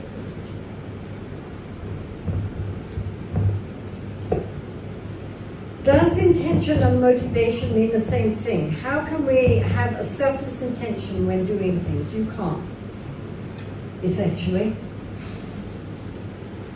The Buddha, as I said that karma is intention. So this means that when we do something, it's not what we do so much as the underlying reason that we did it. So if we are, we can perform the same action, but depending on our underlying intention, the karmic results will be very different. A very obvious example is if a murderer takes a scalpel, a very, very sharp knife, with the intention of harming somebody, of killing someone, and he puts it in somebody's heart, their heart, and they die because of his intention to hurt them and harm them and kill them. And if a skilled surgeon takes a scalpel and likewise plunges it into someone's heart with the intention of doing a heart operation for this person, but alas, that person nonetheless dies, the result is the same, right? And in many ways, the action is the same. Both of them took a scalpel, both of them put it in the heart, and the result was that person died. But the motivation was completely different. One was in order to hurt, the other was to heal. And so therefore the karmic results would be completely different, even though the action looks like it's the same action, right? So this is why the Buddha said that karma is intention. It's the underlying reasoning why we do something. If it's conjoined with negative roots like aversion and greed and delusion and jealousy, all these negative roots, or conjoined with good roots like kindness and generosity and so forth. Depending on our motivation, why are we doing that action? Every action has a reasoning behind it, even though normally we do it so quick we're not even conscious. But we never can just do something. There's always an order given to the brain to do it. So in that way, intention and motivation are basically the same thing in the sense of karmically. What is our motivation in doing an action, or what is our intention in doing an action? In this sense, we would say that intention and motivation are the same thing. And not always when you use those words, but in the sense of karmically. You know, some people say the motivation, some people say the intention, but it's this underlying, what is propelling that action? Can we have a selfless intention? Well, selfless intention, yeah, I mean, to a certain extent. I mean, if we are really concerned with the welfare of another being and not just with ourselves, then we could say that was a selfless intention. I mean, like if we see somebody we have never met before lying on the road injured, then we would go to help them, and our intention would be to help them. Doesn't benefit us. It's probably a big problem. But nonetheless, you know, out of our compassion and concern for that other person, you know, we wouldn't just walk by. We would stop and see what we could do to help that person. So those kind of intentions could be considered to be more or less selfless. Of course, the ego is still there, but nonetheless, this is not an action which directly concerns our own self-cherishing mind. It is an action which is concerned with the well-being of someone else, not even someone whom we're particularly attached to. Maybe it's a complete stranger. So in that case, those type of actions we could consider to be relatively selfless, since it's no benefit for me. But it is a spontaneous act of compassion and generosity. Any place we can keep on learning this kind of lesson in Hong Kong? Any recommendations? I am not the person to ask, but I am sure there are. There are many Dharma centers in Hong Kong, and you please ask the staff. They would know. I don't know. I'm just passing through, but I know that there are definitely Dharma centers here.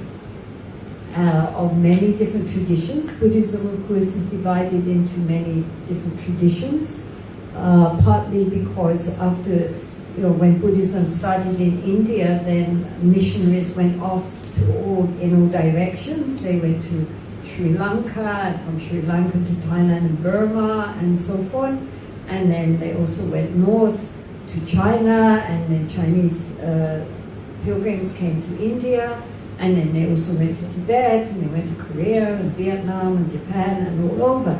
So in all those countries, divided as they were by thousands of miles and huge oceans, the Dharma took on the cultural accretions of that particular country in which it found itself. And so that now, 1,000 years later, we have many different forms of Buddhism. But all these forms of Buddhism, under all their outer differences, beat with the same heart. It's quite amazing how after 1,000 years, when they all meet together, they discover actually we're all Buddhists. I mean, the Dharma really is the Dharma, and that view is still there 1,000 years later, despite all the cultural layers which have been placed on it. When you take those away, you can see that the heart of the Dharma is still beating very true. So here in somewhere like Hong Kong, also you have many different traditions. You have the Theravada tradition of Southeast Asia, you have the Chinese Mahayana traditions, and you have the Tibetan traditions. And all of them are Dharma, and all of them are good. And it's up to you to make a decision which one really resonates with your own interests. Can meditation be helpful in meeting Mr. Right? Well, I would say only insofar as hopefully it gives us a little more clarity in our mind, makes us recognize that we shouldn't trust our emotions, and that a lot of our ideas and opinions are completely false, and therefore will give us a little bit of genuine discernment. Of course, you might walk into a Dharma center and there Mr. Right is sitting, but he's probably got Mrs. Right beside him. So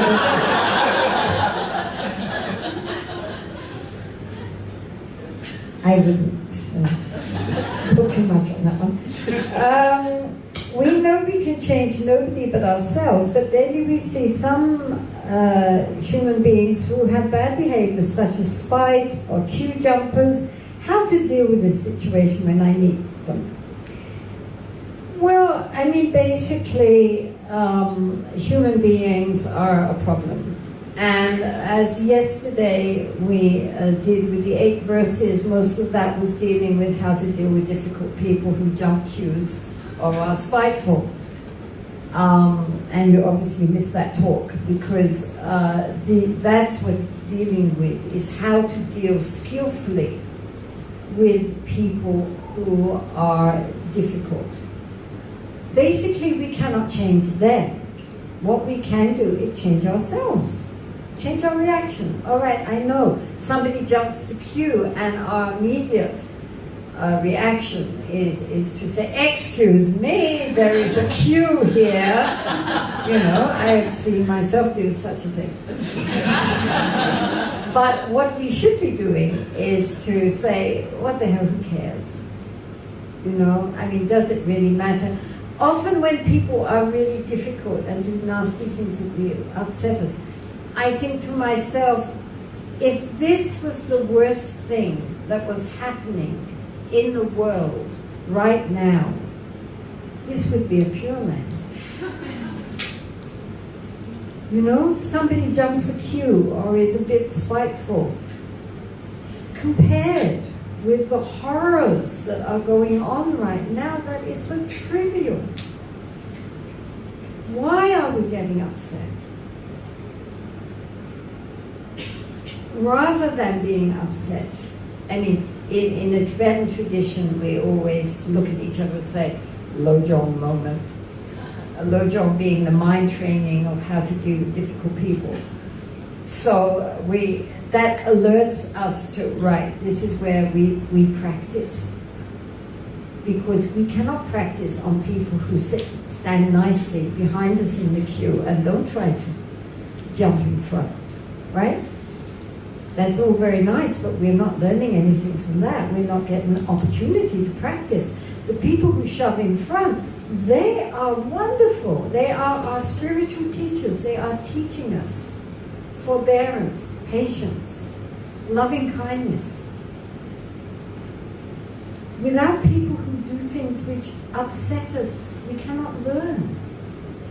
There are so many qualities of the heart which we need people who are awful to help us with.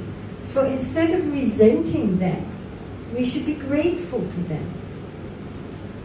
I don't mean if people are in heavily abusive situations, obviously not that. But just little things like, people saying something nasty that we don't like, or somebody jumping the queue, or in other ways being rude and inconsiderate.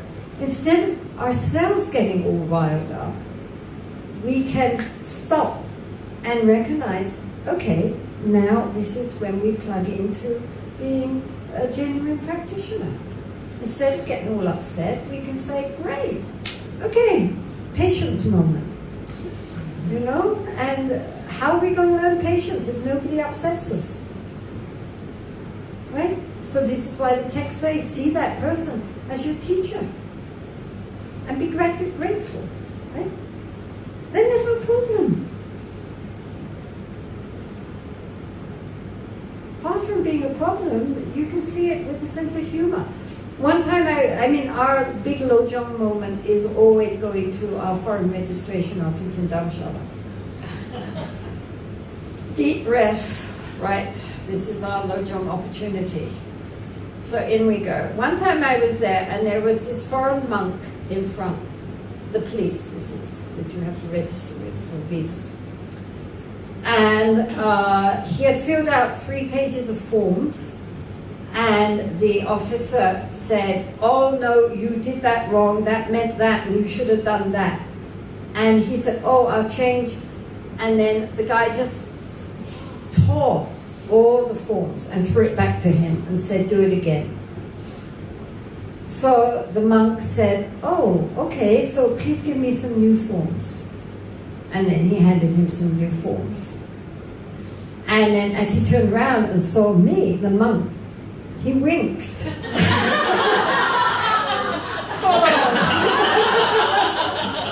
gave me the forms, he said, thank you very much, and bowed. He turned.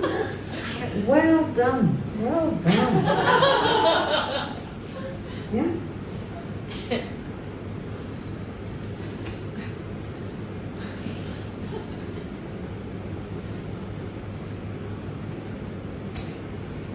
What did you do in the cave? Well, I kind of hung out. How did you make a living all on your own, like getting water and food? I grew vegetables. I grew potatoes and turnips. And I had a spring nearby for water, and in the winter I melted snow. What did you get? Well, I got potatoes and turnips.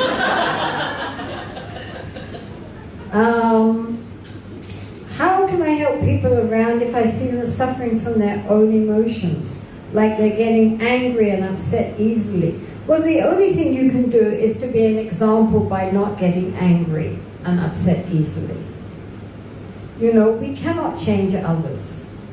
The most we can do is to be an example of what we don't think they should be. That's it. And either they get the message or they don't. It's very easy to see other people's problems. But that is their problem. We have to deal with our own problems. Make sure we don't get angry and upset. Even when, things happen which normally could make us angry and upset, we're not angry and upset. How are we going to deal with situations in our life? That's the important thing. And then other people, maybe they notice something like that monk, it really reminded me that even in very exasperating situations, you can have a sense of humor and be polite. You don't have to get upset and angry. a choice. So it's not enough just to look at all the other people, how they're acting. How are we acting? That we have a choice for. Could you talk more about your childhood? No. And how it correlates with the Tibetan Buddhist view of the mind's experience of death? Well, I mean, I personally am a little dubious of some of the Tibetan views on our experience of death. I think it's very true, the Tibetan description of how each element dissolves one into the other. And also, I think it's probably very true, the various levels of consciousness, from the gross consciousness to the subtle consciousness to the very subtle consciousness. I think that's very, very deep. And because the Tibetans have been able to really recognize this during life, then at the time of death, they die with all these experiences. I mean, they stay in meditation on the clear light nature of the mind for days and weeks. They, when they are buried, I mean, practitioners, not all Tibetans, they have many sharira, many relics, and so forth. The bodies shrink and become very small. I mean, these are definitely things which everybody can see. You can't fake it. This is the point. You know, how you die is how you die. You can't possibly fake it. You could fake being a great master all your life, but at the time of death, the people are going to know. And undoubtedly, they have got down the art of dying. There's no doubt about that. As to all the visions and things which happen after death, that is only the most that people know, which is from the Tibetan Book of the Dead, is actually a terma. It's a treasure. It doesn't come in the new tantras like that. This is part of a terma of one very important tertum, and has been fairly adopted. People liked it. So a lot of people know about it, but actually it doesn't come in the new tantras. It's part of the old tantras, and I'm not sure about that at all, because certainly the way the beings emanate would not only be for people who have been educated within a Tibetan Buddhist context. Can't believe somebody in the Middle East is going to see all these Buddhas and Bodhisattvas and all these angry forms and so forth. So I was brought up as a spiritualist, I have to say, and in my home every week we had seances in which we spoke with the spirits, so I'm kind of conversant with spirits. And the spiritualist view of what happens when you die is rather different from that. And certainly I can only say that when I nearly died, I had these, I went up to the ceiling, looking down, and was surrounded by all these beings of light saying, come with us, come with us. And I really do think that I mean, at that moment I had a choice, either to go with them or to go back into my body, and I definitely wanted to go with them. But it didn't happen. Whether or not that is because it wasn't going to happen, and that's just, many people have that experience of going through a tunnel of light and so forth. A lot of near-death experiences are concerned with light of some sort. And also in the Tibetan Buddhist, it's dealing with going towards the clear light nature of the mind. So what I think is the point is that nobody really knows until we die. So isn't that exciting? When we die, we'll finally discover who's right. I think that's wonderfully exciting. Every time I thought I was about to die, I've always thought, oh, good, now we'll see what happens. It's like an adventure. I mean, even in Harry Potter, Professor Dumbledore says to Harry Potter, you know, for those with a well-regulated mind, death is but the next great adventure. And I think that's true. I mean, it is an adventure, and now we're going forth, leaving everything behind. Everything which we have known is discarded. The consciousness goes forward. Then let's see what happens. It's exciting. And we're all going to experience it.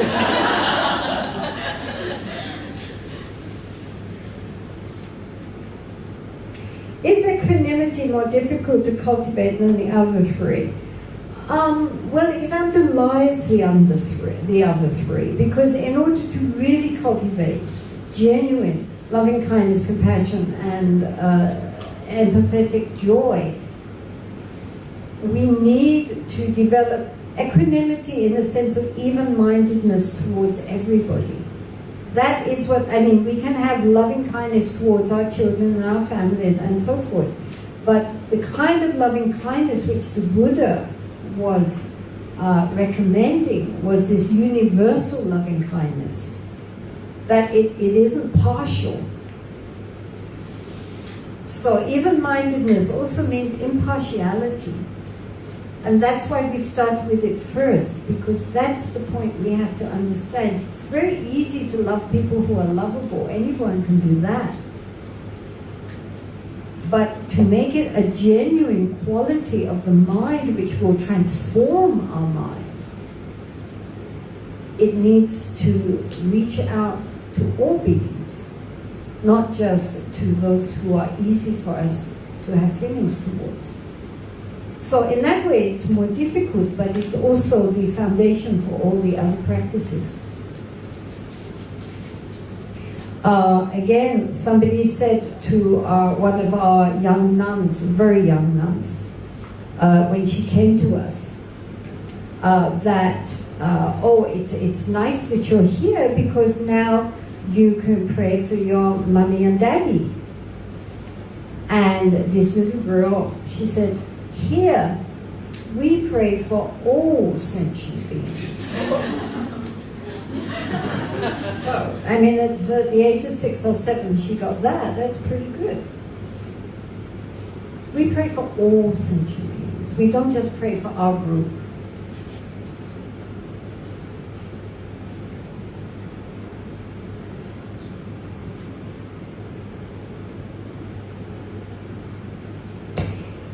If one practices forms of mindfulness and awareness of the mind, intentions, craving, and aversion, will one get a breakthrough and get universal compassion ultimately? I mean, without practicing metta deliberately? Or is it necessary to practice awareness with compassion? When I practice awareness alone, I see things vividly without any emotion. Well, that's the problem. You see, this is why the Buddha recommended that along the metta and the karuna and all this side, work on our emotions, on our compassion, and then the awareness and the mindfulness work on our wisdom. And we need both, right? Remember the bird. So metta will give us shamatha practice, but we do not get liberated by shamatha practice. We also need the vipassana, we also need the insight, and that comes through these mindfulness awareness practices. So we need both. And they sustain each other.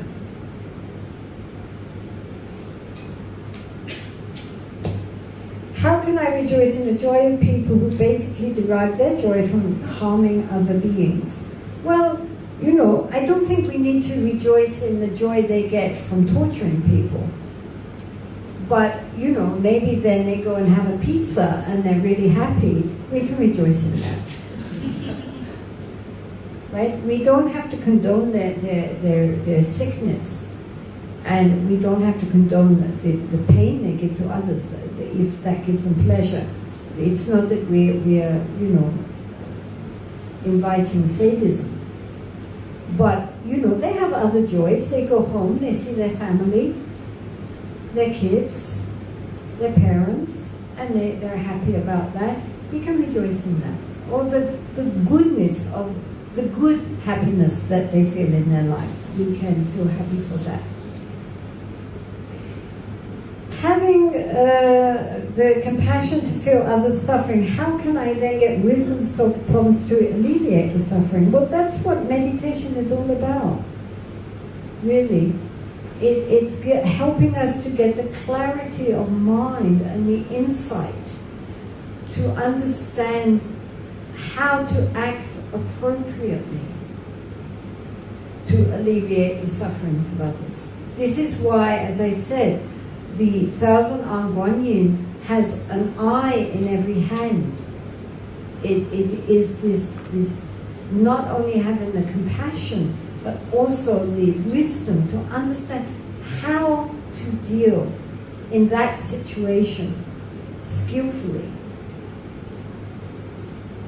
So in order for us to be able to emulate that, we need to have a clear mind which sees things more and more clearly, how they really are. And then if we really are in tune with a deeper level of our being, spontaneously we know how to act and how to speak. You see that in very advanced practitioners, that they're not trying from their side to do the right thing. It just naturally flows from the depths of their insight and their compassion. That's what we're striving towards. We don't have to think about it, it just naturally flows. I know it's essential to cultivate joy, happiness, and freedom to suffer with oneself first. When does that become selfish and self-absorbing? Does radiating that light within us to others bring more joy? And how do we cultivate joy within us? You didn't listen to anything I said today.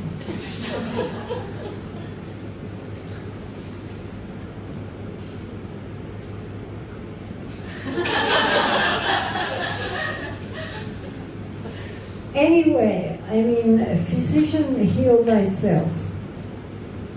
In order to really be able to give out genuine loving kindness and compassion to others, we first have to feel it within ourselves, for ourselves.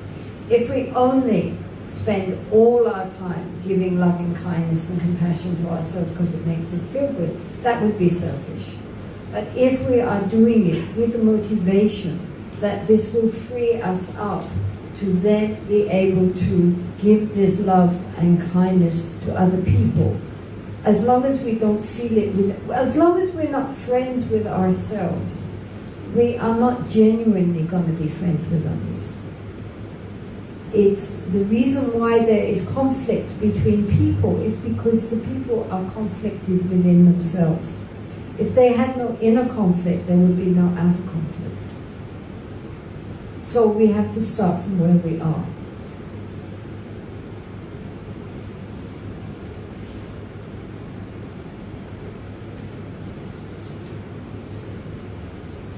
Oh dear. We're getting there. Sorry, are you bored with all this? I'm sorry. It's already 5:15.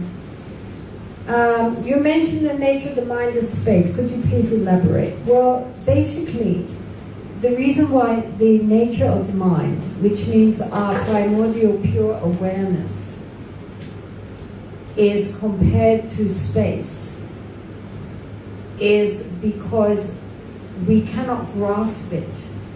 We cannot see it. It has no center. It has no ending.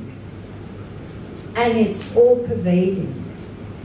Everything is space. Even seemingly solid things actually are space. We ourselves are space. Everything is space. But we cannot grasp at space and say, this is my space. For example, you go out, you come back in, excuse me, that's my cushion, right? It's that sense that that's my bit of the ground. That's my chair.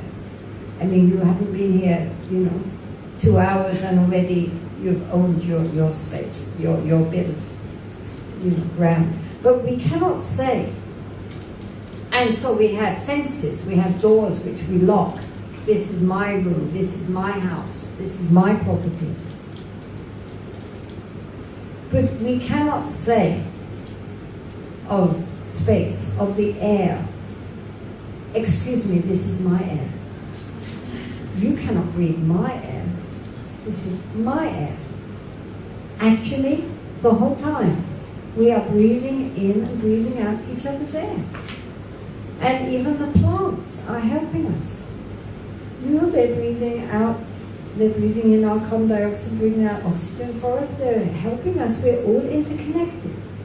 Insofar as we're breathing in and breathing out. But you cannot grasp that and say, this is, we cannot patent it, copyright it, say this is my space, my air.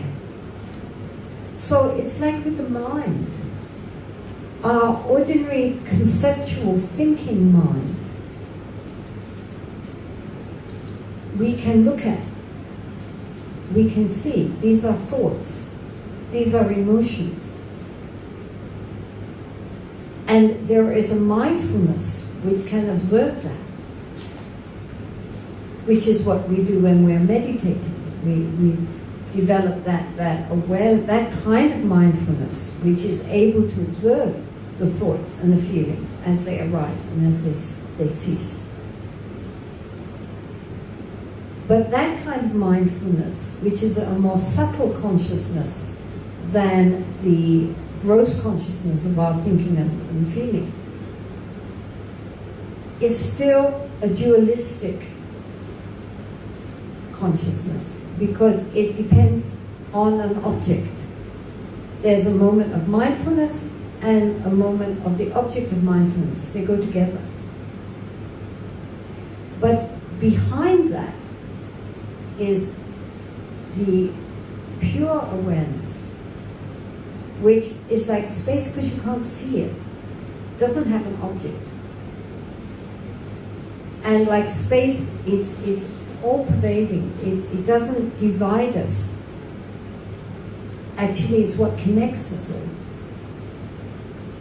And so this level of primordial awareness, which we all possess, is called by many different names. It's called the Buddha nature, it's called Dhammakaya, it's called suchness, it's called many, many different words. It's called, as they say in the books, it's called non-self, it's called self. It doesn't matter, they're all just words. Atman, Al-Atman, it's all the same. It's this level of awareness without which we could not exist.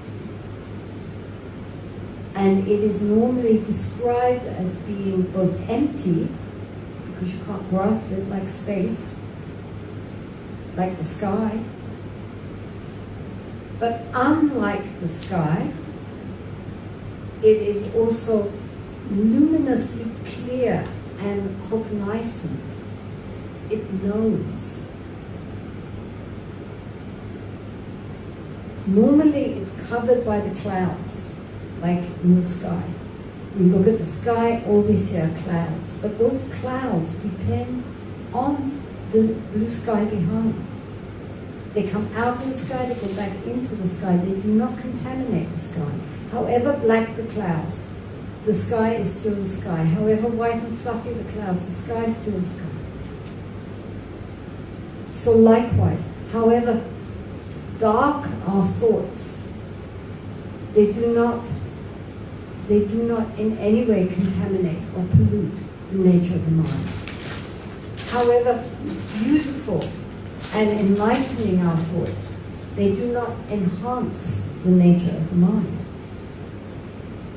The nature of the mind is beyond all of that. And it's our true nature. And we can experience it. We can recognize it. But we cannot grasp it. Because at the moment of recognition, there is no one to grasp. But it's not like we end up being, I think we have to think, well, look at the Buddha. After his enlightenment, he didn't just sit gazing into space forever. He spent 45 years going around northwest India being extremely active and getting everything beautifully organized and endlessly giving discourses to whoever he met in conformity with their understanding. So it doesn't mean, when we talk about space, it sounds like we're getting a bit spaced out, but it's actually waking up. And it's just a shift in the level of consciousness, so that we recognize that normally we are living in a very murky level of consciousness. Nothing wrong with thinking. It's very important to understand there's nothing wrong with our conceptual, conventional thinking mind. We need that. It's our treasure in many ways. That as human beings we can use our minds. But the problem is that we think that's all there is, and we identify with that. We identify with our thoughts, our feelings, our memories, our opinions, our ideas. We think, this is who I am. But that's only for this lifetime. That's only, the character which we are building up for this lifetime. Well, yes, build up a good character, definitely. But don't identify with that, because that's not the whole story. That's like identifying with the clouds which have lost the sky. So always in Buddhist practice, we're trying to come back to our true nature, who we really are. Then we can carry on with our conventional role, but we don't totally believe it anymore. That makes us actually more functional than if we get immersed in our samsaric character and totally identify with it, because then we suffer. And this is why also, those who really habitually remain in that level of awareness feel so much compassion for all of us. How even if we look like outwardly we're very prosperous and happy and everything's going really well, we're as much an object of compassion as somebody who is, living in a hell realm. Because hell realm or heavenly realm, we are all still deluded by our idea of our true identity. We're still trapped in that prison house of the ego, which we call samsara. Do you understand? I'll do this one quickly. Hold on.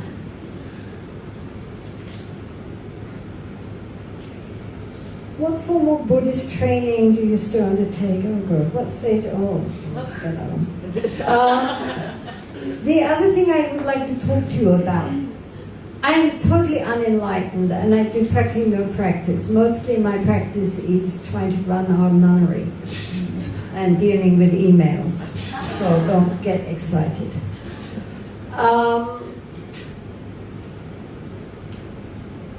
We have, as there are many ladies here, I think I should mention it, there is this international association for women called Sakyadhita. Sakyadhita means daughters of the Buddha, of the Sakya. And it's an international Buddhist women's organization which meets every 2 years in a different Buddhist country. It's totally non-sectarian. People come from all traditions, Theravada, Mahayana, and Tibetan, both nuns and lay women, and men, of course. We welcome any males. I mean, it's not a heavy feminist organization at all. It's just that people come together, they can hear talks by female scholars, and practitioners, there are workshops, there are meditations, there's chanting, and at the end there's always a pilgrimage to whatever places of interest in that particular Buddhist country. The reason I'm mentioning it is because the last Sakidita, which was held in June, July this year, was in Indonesia, and about more than 1,000 women attended from 42 different countries. And the next Sakidita will be in 2017, and it will be held here, in this university. So be alert. We need helpers and volunteers to make it happen, but already the head of the Buddhist Cultural Center here, the Venerable Himho, has agreed to help us, and he will be the chief organizer. And so we are already looking into, where to book and how to get it arranged. But please keep it in mind. It's a conference like no other conference, is all I can say. I have been to many conferences in the world, most of them quite deadly. This is a fun conference. And really it's an opportunity for women to discuss things of interest to women, Buddhist women. Normally Buddhist women are distinctly the minority in conferences. Here it's run by women, for women. As I say, gentlemen are very welcome, and many come. They enjoy it too. But it is definitely a feminine movement for women too. And in all the different countries, we have been to so many countries. We are now running out of countries, Buddhist countries. We've been twice to Thailand and to Cambodia and Sri Lanka and India twice, and Taiwan and Korea and Mongolia and Vietnam and so forth. And so then in Indonesia we were invited to come to Hong Kong, which we were happy to do, because we are hoping also this will be a bridge also towards all the Buddhists in mainland China, and that it will be a very exciting conference. Every conference is very different because of the influence of that country that it is brought up in, and it is not only dealing with Buddhism therefore, but also the culture of the country where we are. And so please do keep it in mind, and look it up on the website if you're interested. And in the future we do need helpers and volunteers, and so please also keep that in mind too. Okay, so other than that, thank you very much for listening to me, and I'm very grateful to you, and I hope that something, one thing at least that I said during this time can be of some help for you all. Thank you very much for attending. Thank you. So thank you so much for Jetsunma for all the teachings. So before we end today, so if anybody is let me remind everybody, there are still some newsletters from Jetsunma's nunnery